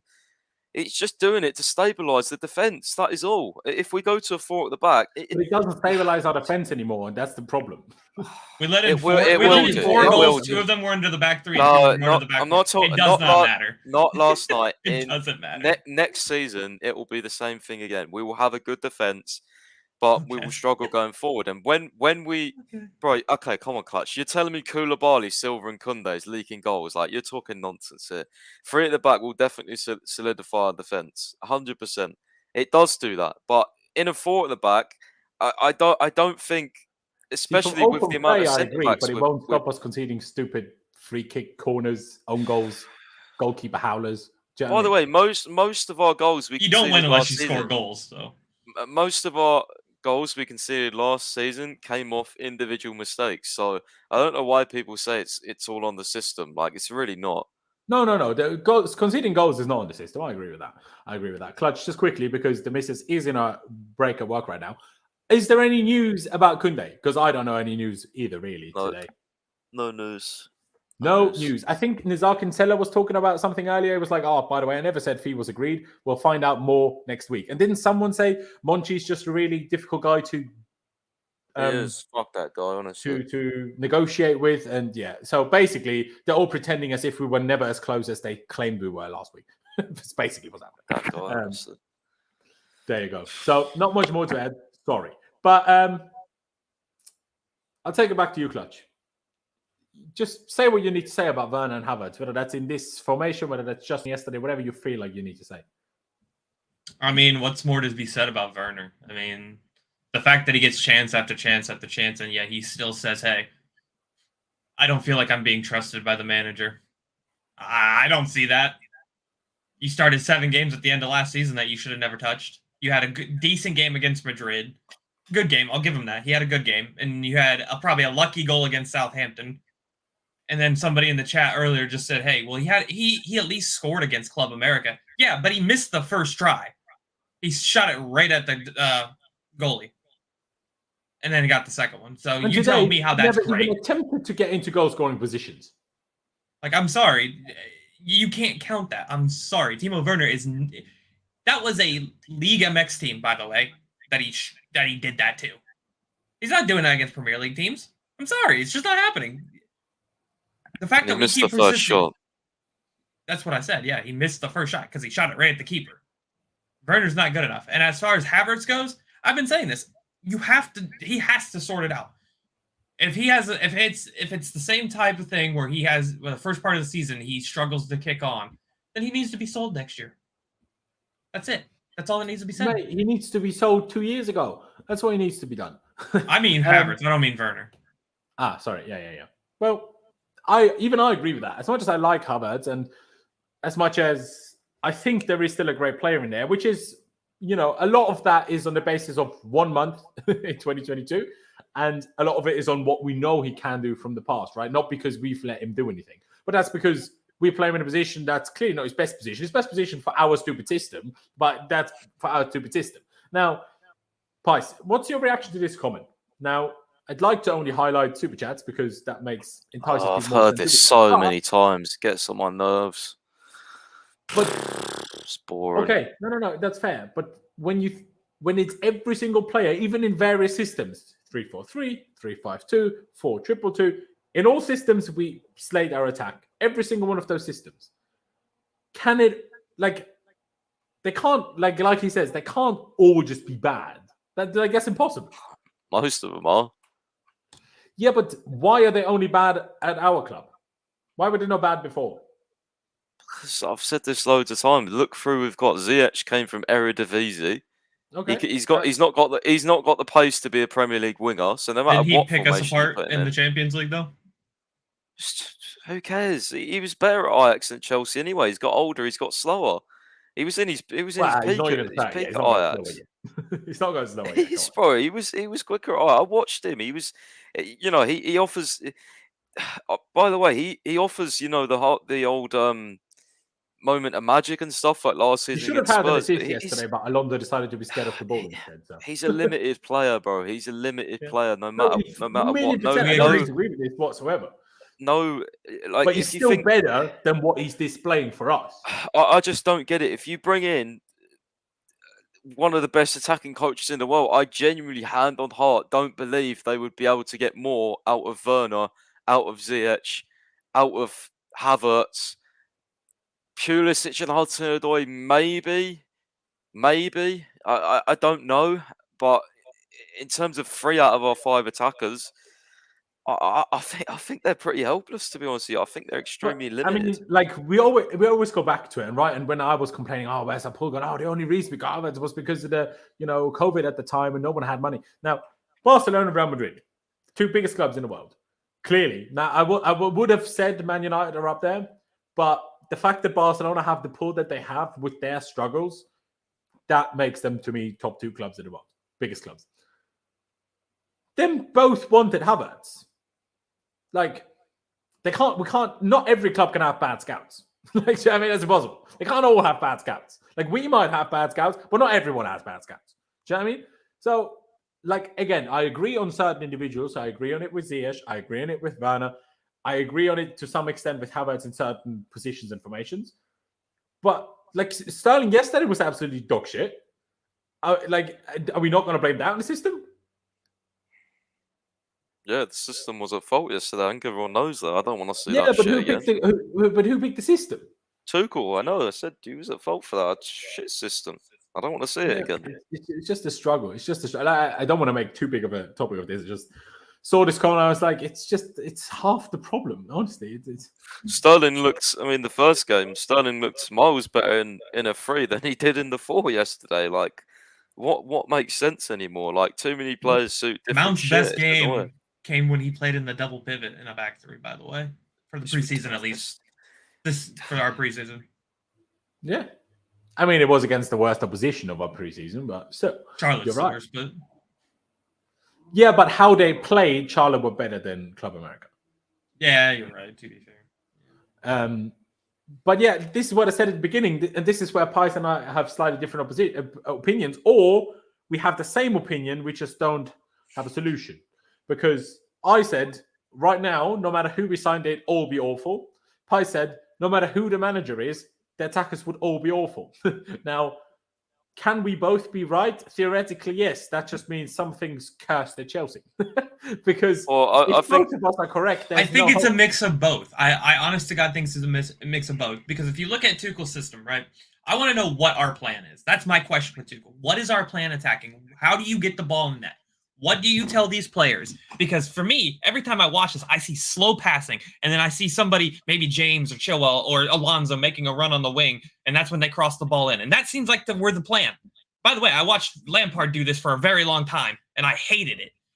I was screaming for Lampard to change this, screaming for it, because we just played cross and what did they call it? Inshallah. That's what we did. Hope to God that somebody got on the end of the ball. That's what we do now, but we do it at a slower pace. What's the plan? Why? It cannot always be just the players. Yes, most of them are not good enough. I'll admit that, 100%.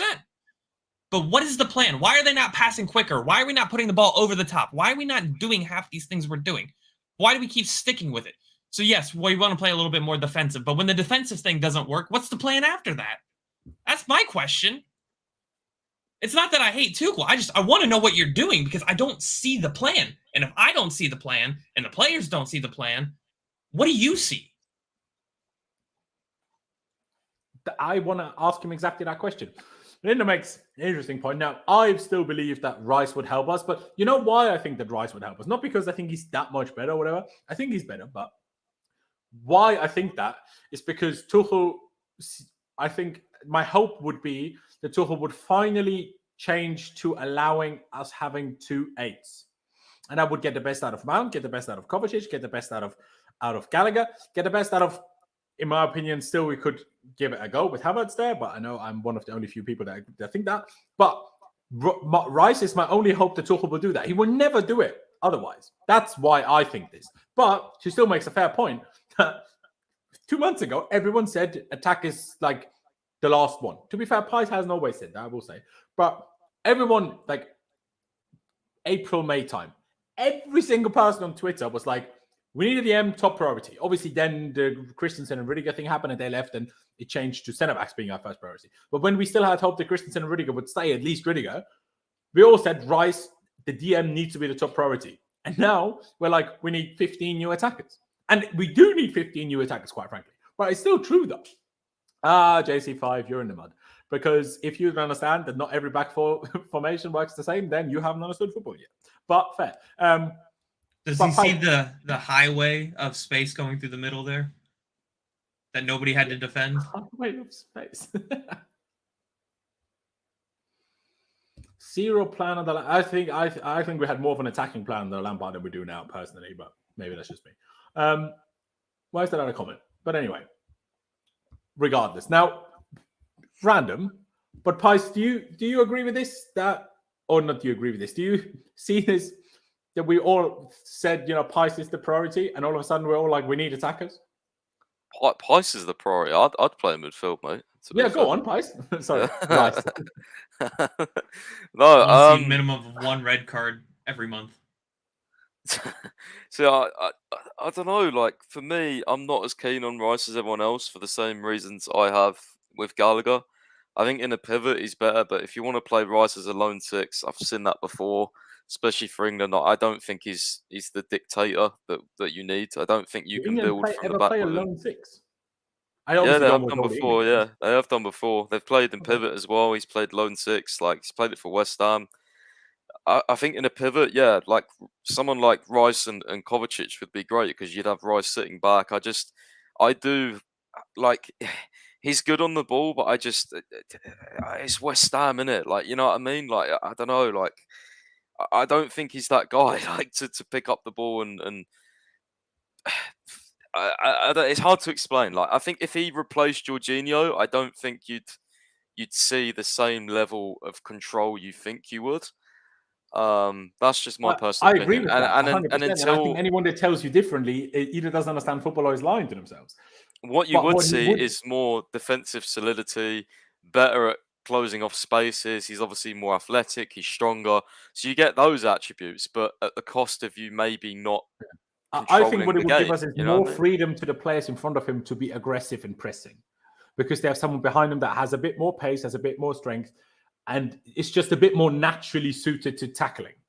Like, Jorginho can still good tackle, but when people are quicker and they're trying to barge him out the way, that's when he struggles. And that's fine. Like, he can't control the fact that he's small physically. He can't do anything about it, clearly. I'm sure he would have tried, right? But that's what I think the difference it would make. But still, if a manager is going to play a proper system anyway, then sod Rice. Sod paying 150, 100 million, whatever it is, for Rice. If we're not going to play a proper system, it's all pointless. I honestly think that. Like, it doesn't matter. Like, it's point. And if we stick to the back three, that's absolutely no point buying Rice. Then we really don't need Rice. Like, not because he's not still a good player. He's still a good player, but he's not that much better than what we have right now in this system to be worth any of that money, in my eyes. Now, we're finished with the first half, kind of. So let me get to highlighting the second half formation. Some of the same players, some other players. We'll add the substitutes to this as well. What did we give Mendy? 3. Oh, we didn't do Sarr. Well, Sarr gets a 2. I don't know. Maybe not. But then, let's say same here. Pice, what rate would you give Sarr for yesterday? Whatever I gave Mendy, because he, under pressure again, was awful. I think I saw him make 1 good tackle. But jeez, he's going to probably stay in the squad, isn't he, next season? Oh. Probably, because Cole will seem to be the next Christensen and is always injured. Thank you for signing him as a free agent, Marino. I really wanted him. Fucking hell. Shite. I mean, you gave Mendy a 1, hence why I said 1 for Sarr. Clutch, would you give Sarr as low as a 1? Yeah, I don't know what he did, to be honest. He did make a bad pass to Werner that Werner didn't go and attempt to give, but at the same time, was Sarr really any worse than all the others? But I don't think, and I don't think he. I mean, fair. Obviously, Pice gave Emerson a really low rating, and Mendy a really low rating, so it's fair enough. And Chalobah, but I just don't think it was. I think it was less. What did I give Mendy a 3? It didn't cost us a goal, so. What did I give Mendy a 3? We ended up giving Mendy a 3 overall. Give him a 3. Why not? Congratulations, Sarr. You got a 3 today. Congratulations. I'd probably give him a 3. Ends up on a 2. Sorry, Pice, did you say something there? No, I didn't say anything, bro. Okay. Well, yeah, this was basically the formation in the second half. We obviously changed to our usual 3-4-3. Alonso came on for Emerson. No Chilwell was used yesterday at all. And then I hear my manager saying in the post-match press conference, blaming the players that want to leave. And then, wait, let me actually quickly change which screen I'm sharing for you, because I've got a tweet up that I can highlight, which when I see what that says, I'm like, again, you can't complain at certain players wanting to leave and then play them. Like, apparently, Captain Azpilicueta, Timo Werner, Marcos Alonso are players who want to leave the club. So why did he start And he come on in the second half. Aspie is a bit more understandable because Chalobah picked up the injury and we wanted to change formation. So I understand it a bit more there. Also, Tuchel actually likes Aspie, doesn't like Werner and Alonso. Well, maybe he likes Alonso bafflingly, but you can't complain about players that want to leave. I think he likes Werner. But the thing is, though, right? This is what Alonso, not Chilwell. Why? I don't get though some of these media reports because, as I said, the Sky Germany reported Werner wanted to leave, right? And then Tuchel was questioned on it, and his response was like an alien. He was like, "Well, Werner's not said anything to me. I still think Werner wants to prove a point at Chelsea. So, is he playing these guys not knowing they want to leave? Is what I'm trying to say. Because if Werner told Tuchel, I want to leave, do you really think he would start him? Like, hand on your heart, do you think he would start him? If Werner went to him yesterday morning, yo, Tuchel, I want to leave Chelsea, he ain't gonna play, bro. What was the point? So that's what I'm thinking. Are these players just telling the media, fueling it through the media, not telling the manager? It's the same thing I said to Clutch about Christian Pulisic. Like, he's visibly pissed, yet he's not asking to leave the club. So what do you want Tuchel to do? I don't know. I also don't know if Gerard Romero did actually say this or not. Sorry? It's all through the media. They all do it through the media. They never seemingly do it, have the balls to go up to the manager and through agents and stuff. It's all through agents. That may well be true. Tell the manager you want to leave. Tell him you want to leave. You want to go. To do what Rudiger did. Say you want a new challenge. Then I'm sure they won't play. I genuinely think he doesn't think they want to leave. Guys, Tuchel said after the game, players looking to leave. So he's clearly aware of it. Through the media, yeah. But it doesn't matter though. Well, I don't think he knows certain players. I don't think he knows who wants to leave. He was asked about Timo the day before. Literally the day before the game. He said he wants to prove a point at Chelsea, which means he doesn't want to leave. Yet he's being told. But would any manager say that if there's no direct links for a player? What do you mean by that? As in, if the manager is in the press conference asked, have you heard this player apparently wants to leave or is unhappy or whatever? And then as the manager, you're like, well, and because he's so involved in transfers, there's no like bids or whatever. Then you're like, well, if I say, yeah, I know he wants to leave, get rid of him, then he's just a person that stands around. I mean, for Werner, this would be fair enough, but obviously Tuchel doesn't see it that way. Where it's like, well, I have him here. So if I just say, well, until we get offers for him, this is all pointless. Do you know what I mean? It's just for me the way he answered the question. Like, for me, he just answered it like Werner didn't want to leave. You know what I mean? Like, same. I also don't think Werner wants to leave that badly. And I think by his performances, he fucking does. If Aspie played regularly over Reece James, I don't think he would be so fixed on leaving. Same probably Alonso, but Werner would definitely not want to go if he got to play every game. That's what I think Tuchel thinks. But then why is Werner or his agent or whoever leaking this to Sky Germany? Why is he leaking this to Sky Germany and fucking Matt Laurenz, shit like that, the agents and stuff? Why? How is this getting to them? How is this information getting to them? You know what I mean? They're just little slimy rats. It's so annoying. Like, if you want to leave, just fucking put in a transfer request or play for Chelsea. You know what I mean? Like, he clearly doesn't want to play for Chelsea because you can see it on the pitch. And I think that's why now Tuchel is questioning, you know what I mean, indirectly. Look, there's clearly players who don't want to play it because he's seeing it now firsthand as the games happen. It's like, it's so difficult as well because, like, how do you get Werner and Ziyech out the club? How do you get Alonso out the club? We're focusing on incomings and stuff like that as well. Tuchel wants loads of new quality players, but he also wants players out there. You can't do this all in one window. And as Clutch has said before, it's the disadvantage of having a massive squad. There is going to be people that are unhappy. We've just got to hope they buckle in for another season and actually, once the season starts, they think, right, fuck, well, I can't, you know what I mean? I can't down tools right at the very start. Otherwise, the whole season's screwed. Maybe they do it later on in the season, but either way, we're screwed if some of these guys stay. We have to get them out the door one way or another if they truly want to leave. Can I ask a serious question? Please do. So, if all these guys don't really have that possibility of leaving, right? And Tuchel knows this, right? Why do you call them out? If they're going to be here, why do you call them out? Because I can guarantee you there's nothing you can do now. Not a thing. I don't care. They don't care about player pride. None of that. They're not going to want to play for you no more, which only hurts you at the end of the day. So why are you going to call them out? I have no idea. But I have seen this from Fabrizio Romano, who has said Barcelona have received indications from Jules Kounde's camp in the last hours. The player would be prepared to accept personal terms proposal.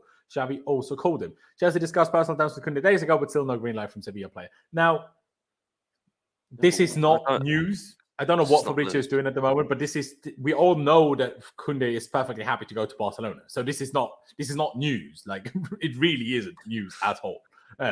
This hasn't changed anything, right? Pies, do you agree with me on this? Yeah, this is not news. I mean, it's all about their bid. Which still hasn't come. You can clearly see, still no green light from Sevilla / player. Like, he clearly wants Barca, otherwise he'd already be a Chelsea player because he'd go, right, yeah, I'm going there. He clearly wants Barca. Unless Sevilla aren't fully accepting our bid for whatever reasons. But then what are those reasoning? And we changed the bid. I'm apparently, fucking bored of this, honestly. Didn't someone yesterday say Bowley would have a meeting with Monchi today? But today's Sunday, or were they talking about Monday? Sunday, but that was someone from the Daily Mail. He is all right. I don't know. No one else backed out. I don't know what's going on with this transfer. Honestly, it's a right mess.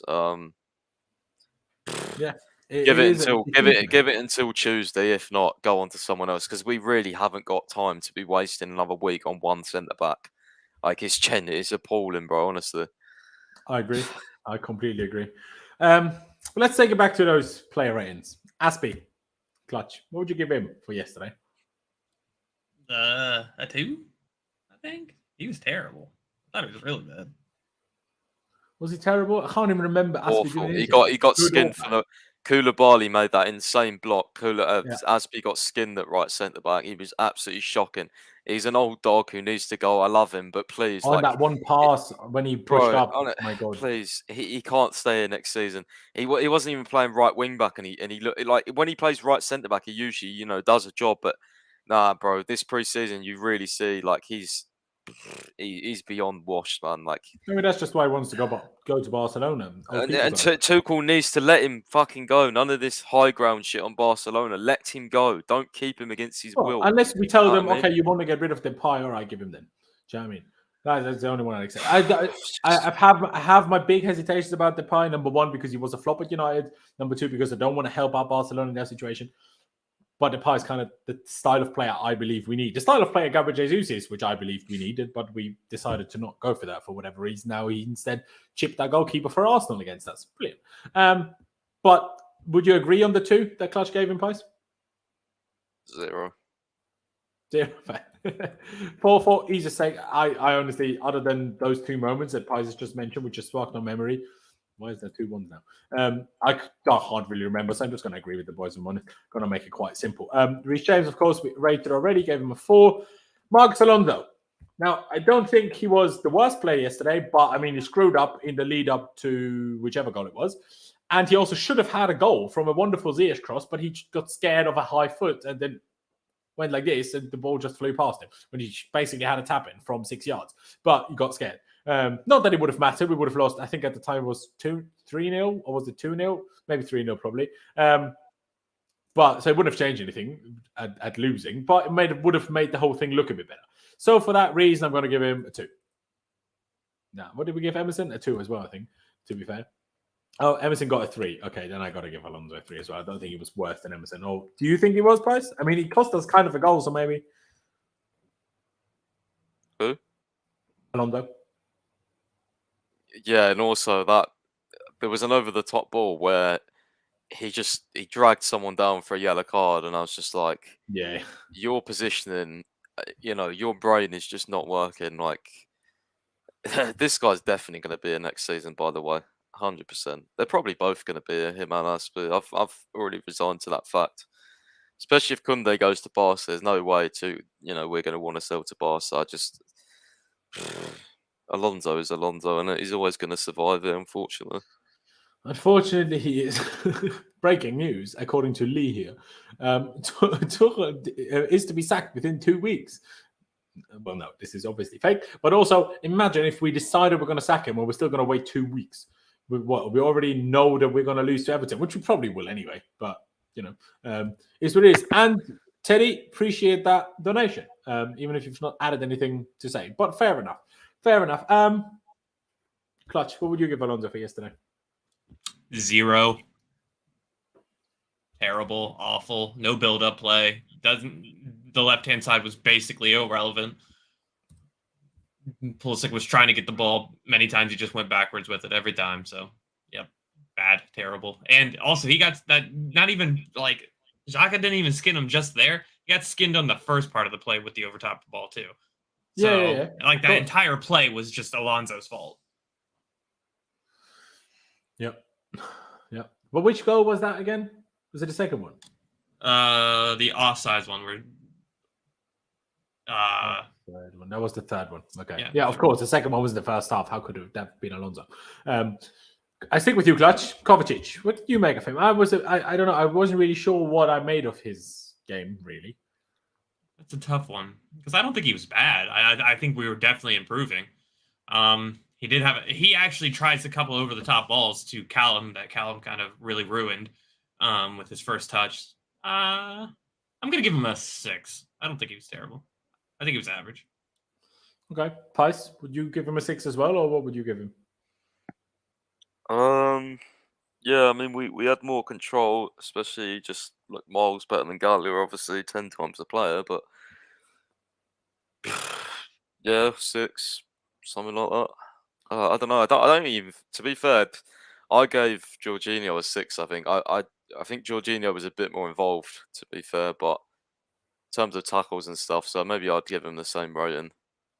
I don't know. By that point, I was probably, half watching. To be honest with you. Yeah, but you mean the same rating as Jorginho has on screen, or the same rating that No, you gave Jorginho? I gave both a 6, so I'll give them, 6. Okay. Yeah, I mean, I gave Jorginho a 5, and similar logic to Pice, I think Kovacic was similar. If anything, maybe I thought Jorginho was better, but I don't want to give Kova a 4. So, but you know what? I'm gonna raise Jorginho to a 6, because if I give him a 6 and you gave him a 6, then he gets a 6 overall. And because I'm not swaying your 6 for Kovacic. So, Mount, we already did. You got a 1. And now we already have Havertz, who got a 0. Obviously, the subs I will show in a second. Christian Pulisic, Price. I mean, the one thing I remember from Pulisic is that he tripped over the pitch. Otherwise, I don't remember anything. Yeah, I mean, last game when he played on the right, it was actually really good dribbling wise, but yeah, I remember that trip over that wasn't good. Yeah, no real impact. I don't know. 2, 1. I don't know. 2 maybe. Nah, 1 actually, because Mount's got 1. Mount? Like, did he do any more than Mount? He didn't hit the post. Like, he didn't get anywhere near. Yeah, that's what I was thinking. Like, yeah, it's a rough one. But Clutch, your guy, what did you make of him? I mean, did you notice? You probably paid more attention to him. So did you notice him much more? And would you give him much of a higher rating than the other attackers for it? I don't think he deserves a higher rating than anybody. I think I kind of put him in like the Sterling category with less involvement. He just didn't get the ball. Like I can remember like 3 times he got the ball. The one time he tripped over his feet, like he got shot in the calf or something. And then he had real pace on one of the counters that he got fouled on after. I think it was Odegaard got fouled, and then Odegaard fouled him. And then I don't remember anything after that. I remember him like calling for the ball multiple times and never getting it, but I don't remember him getting the ball a lot. Fair enough. But so just stick to the 1 or give him 1's fine. Fair. Yeah, it's a tough one. Did Jorginho play the whole game, boys? No, Ampadu came in. Yeah, he did. I forget. Now, it's difficult to rate these players that played the last 25 minutes, but that's what we're here for now. As Thomas Tuchel, on a rare occasion recently, where I agree with Thomas Tuchel, he said Koulibaly was our best player on the pitch, and so he was. I mean, he had one bad tackle, I will say, but everything else, phenomenal. That blocking slide tackle, great. One over the top ball he played, great. Lovely. Like, very happy. I'm going to give him, I know it was only 25 minutes, but 7. you think that's too high, Pies? I was going to give him the same. Yeah, that block was amazing. He also intercepted a through ball, which was really good. Like he just had that aura at the back. I really liked the it in pace the and middle. strength Like he had, against Pepe as well. yeah, he had that aura. Like you know, what I mean, when you watch a defender, like you just felt like, yeah, he had that one bad tackle where he just completely flattened someone. I can't remember who it was, but other than that, yeah, as you said, I really liked the long balls. And I said like, in games where last season, I mean, I love Thiago Silva, but he did, you know what I mean? He did, slow down the play a lot. Maybe Koulibaly will whack a few long balls up the pitch, crossfield balls. I don't know where he's going to start and play once we got the full team, but we'll see. That might get us up the pitch a bit more. Or Tuchel might just stop him from doing that and keep him passing sideways. I don't know, but I hope not. Fair. No, but I do agree. Like, we'll see where he plays, but that's also my hope that he will give us that. I mean, now that we lost Rudiger and Christensen, they were the two big passes that we had in the back line. So we need someone to replace that. Not that Thiago Silva couldn't, but he just chose not to do it that regularly. But Clutch, would you agree on the 7, or do you think maybe higher, maybe lower? What do you think? No, I agree. I thought he was the best player for us by a distant mile all night, and it was only 20 minutes. Maybe that's to give him a 7 then, considering 8 then, considering we have a. Who did he catch up to? He caught up to somebody, and I was like, Pepe. Yeah, it was Pepe. Fresh off the bench. Yeah, he like literally caught up to him and passed him and got the ball. So, I mean, the dude's lightning quick. He also made an over the top ball to Cho, who was out there in space, and once again had his first touch ruined. Yeah, Koulibaly get it 7. That's probably low for him too, because I thought he was really good. You know what? I'm sure you boys aren't going to disagree if we give him a 7.5, right? Nope. I was going to say, Tuchel said in the press comments he was the only good thing of a horrible evening. I think he said. Yeah. And then he even added maybe a horrible 2 weeks. I'm like, brilliant, fucking brilliant. They're already back in England, by the way. I don't know if that was the plan, but they're already. I think so. The way Tuchel spoke after, because I watched the press conference, he said we're flying home now, so I think they flew home after the game. Yeah, because Koulibaly was on the, posting pictures on Twitter of Stamford Bridge and stuff, so they flew back very fast. Yeah. To be fair, from Florida, it's only like a 6-7 hour flight, so like it's not that long. No more roller coaster rides and table tennis tournaments. Yeah. How about some drills, motherfuckers, and some structured play? Yeah, but the trip to Universal Studios was the day after we played Charlotte, right? So that day was probably off anyway. So no Dodgers media activities. Jesus. But let's finish off this quickly, because I kind of got stuck in a indecisiveness of not being sure if when I want to do full player ratings or not. Ladies and gentlemen, by the way, still a lot of people here, which I really appreciate. If you're new here, please be sure to subscribe. Help me get 15,000 subscribers as quickly as we can, and smash the like button. Like I say, nearly 500 subs, 500 people watching, sorry, and we don't have anywhere near enough likes. So go down below, smash the like button for me. It doesn't cost you any money, barely cost you any time. Just one click of a button. So go do that for me. Let's get to at least 250 likes. But let's do the last subs quickly.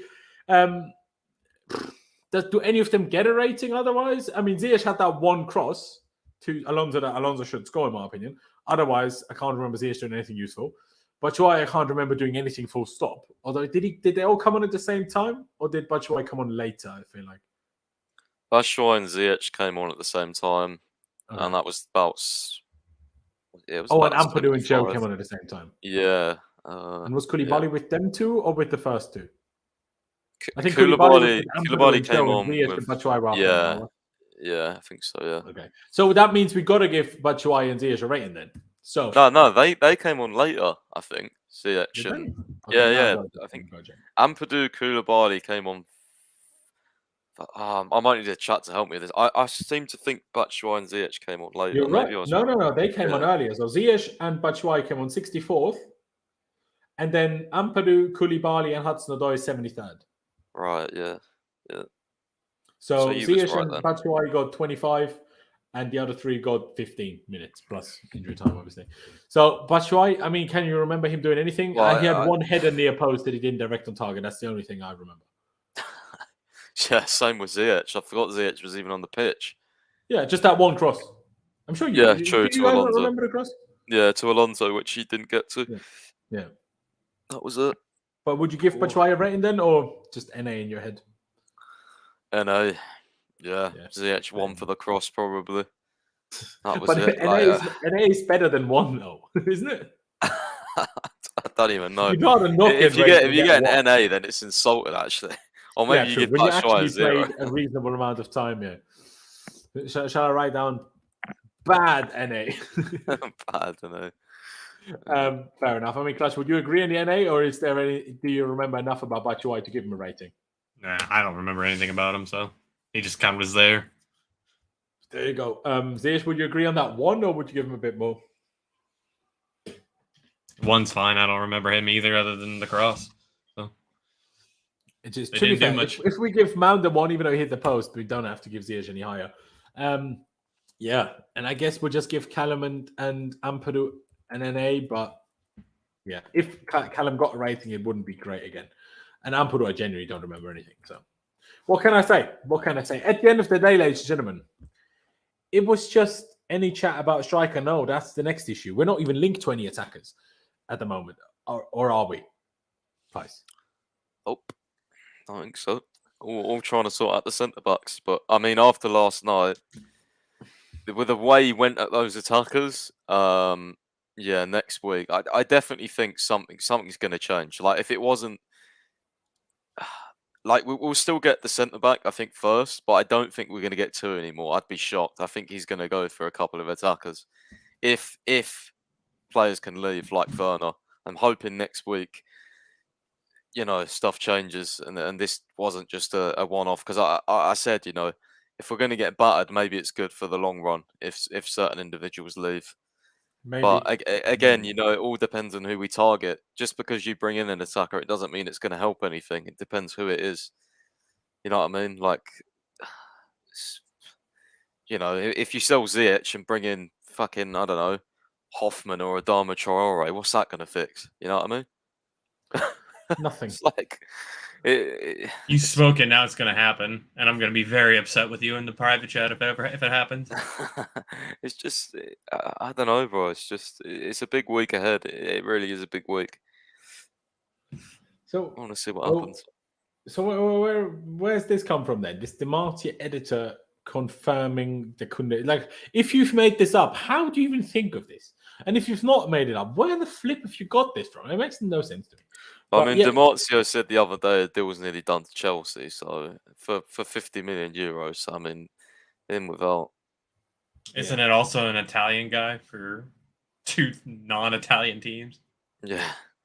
Well,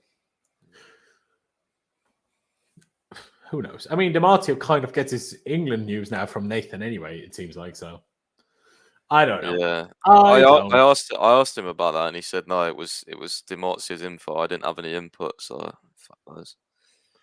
Fair enough. And the Fabrizio Instagram post, I assume, is the same as his Twitter post. You already reacted to that. Now, even more people saying Kounde to Barcelona. I don't know if you're just trolling or what you're doing. I don't understand. But anyways, I think it's time to round this out. I mean, we have 1 game left of preseason next Friday, so we have a few days to rest and not have to be crying about Chelsea games. At the same time, we're crying about Chelsea's transfer business. So, and I'm crying about Ferrari. So, hey, fun life. But yeah, I mean, Pice, I'm not sure how closely you followed preseason in the past, like especially more than 2-3 years ago, Clutch. But I'm not sure. Same about you, really, Pice. But do you guys ever remember us having a worse preseason than we've had so far?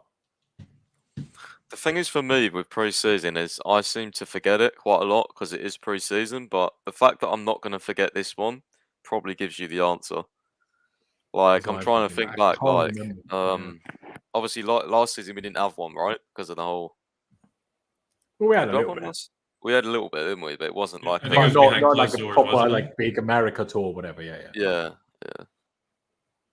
I think where did we go? We just went somewhere. No, maybe we just stayed at Cobham, I think. I thought we just did closed door stuff. I remember correctly. Didn't we play? No, and we played remember those pre-season games that we had to pay £7 for to watch because that was to charity. Remember? I can't remember who we the played. Mine series. Don't you remember? Against Arsenal and Tottenham, we played. Both of them at the Bridge. Oh yeah. Yeah, we played Arsenal away. Yeah. And Tottenham Havertz at home. scored. Tottenham. Yeah, Tottenham home. Of course, I went to that game. I'm being stupid. Yeah, There you 2-2 go. that So one. we had Yeah. that. Yeah, those We games. played And in then, Japan and then the obviously season the famous before. QPR one, which we never got highlights for. But yeah, I've got nothing more to say. I'm just depressed, really. If I'm honest. Don't want to make fun of depression. I don't actually have depression, but I'm depressed. Yeah, we can only hope things move on. Do I want Kounde? Yes, but does he piss me off? Yes. Does Barca piss me off? Yes. Does Sevilla piss me off? Yes. Does Chelsea piss me off? Also, yes.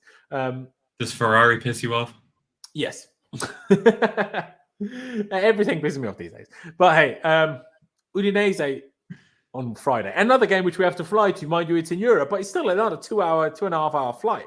3-hour flight, because Udinese is quite a bit further than where I live, and I fly 2 hours to London. So unless these Chelsea private jets fly any quicker than normal passenger planes, then there's going to be a 3-hour flight again. So brilliant. That's exactly what we need. And more. Why are we flying to travel rather than Udinese train. and not them flying to us? Because they can't afford it, probably. Fair. Italy has been rumbled hard over the last few years and months now with this bloody recession. But yeah, I think we're going to round it out here, boys. Any last words by yourself there, Clutch? No, just please change it. I don't want to be depressed anymore. Yep. Pice, any last words on your end? Not really. Need more signings urgently. Need departures. See what happens next week. There you go. And how often have we said we'll see next week in the last few weeks? It's crazy. Honestly crazy. Yeah. But yeah. 2 weeks until Everton, so stuff is going to have to happen very fast. I'm just worried because because not even Bodie just is 2 not. weeks to Everton, 3 weeks to Tottenham. Oh, Jesus. Like Everton, we might even beat with this. But in this situation at the moment, Conte's Tottenham is absolutely obliterating us. Like absolutely obliterating us. If we Not don't. even a debate. And the thing is, I'm panicking now because I don't feel like even if the likes of Werner and Ziyech stay, it's the ones like Barkley, Sarr, Kennedy. Like if they're in our squad, oh my god, I'm just. I don't think Barkley or Kennedy will be in the squad unless severe injuries happen. But I've been wrong before. I'm just panicking now because we've got so much to do in terms of incomings that. How long have you got till the outgo? I guess with those guys, I guess you can just not put them in the squad. At this point, just cancel contracts. Just start ripping them up and be like, "Here, I'll pay you $5 million. Go away." That's what I'm panicking about, bro. It's because how are we going to get rid of these guys? Literally, just buy them out of the contract at this point. Screw it. You just took out a $700 million loan or whatever it was, or whatever that was we were talking about the other day. Use $100 million of that and send half of them down the drain. There you go. There's your contract. Goodbye. I don't even know anymore. It's just really, really worrying. We need to get things done quickly, please. And the one saving grace we have, Ruben Loftus-Cheek hasn't played yet. We're going to be fine, of course, ladies and gentlemen. Now, joking as always. But yeah, ladies and gentlemen, thank you guys for watching. I appreciate you all. We still have 470 people here, which is crazy, especially because I didn't even stream straight after. Streamed the next day. So I appreciate you all for tuning in. Again, if you're new here, please be sure to subscribe. We will be back for another stream either tomorrow or Tuesday, depending on the developments of certain things. But yeah, like I say, subscribe, smash the like button. Please do check out my lovely guests. Pice's website, chelseafc365.com, and of course his Twitter. All the same to Clutch's Twitter, and please also subscribe to Lewis's channel, which is linked down in the description. But yeah, thank you guys for watching. Up to Chelsea, upwards and onwards. Really and truly upwards and onwards. And we'll see you next time.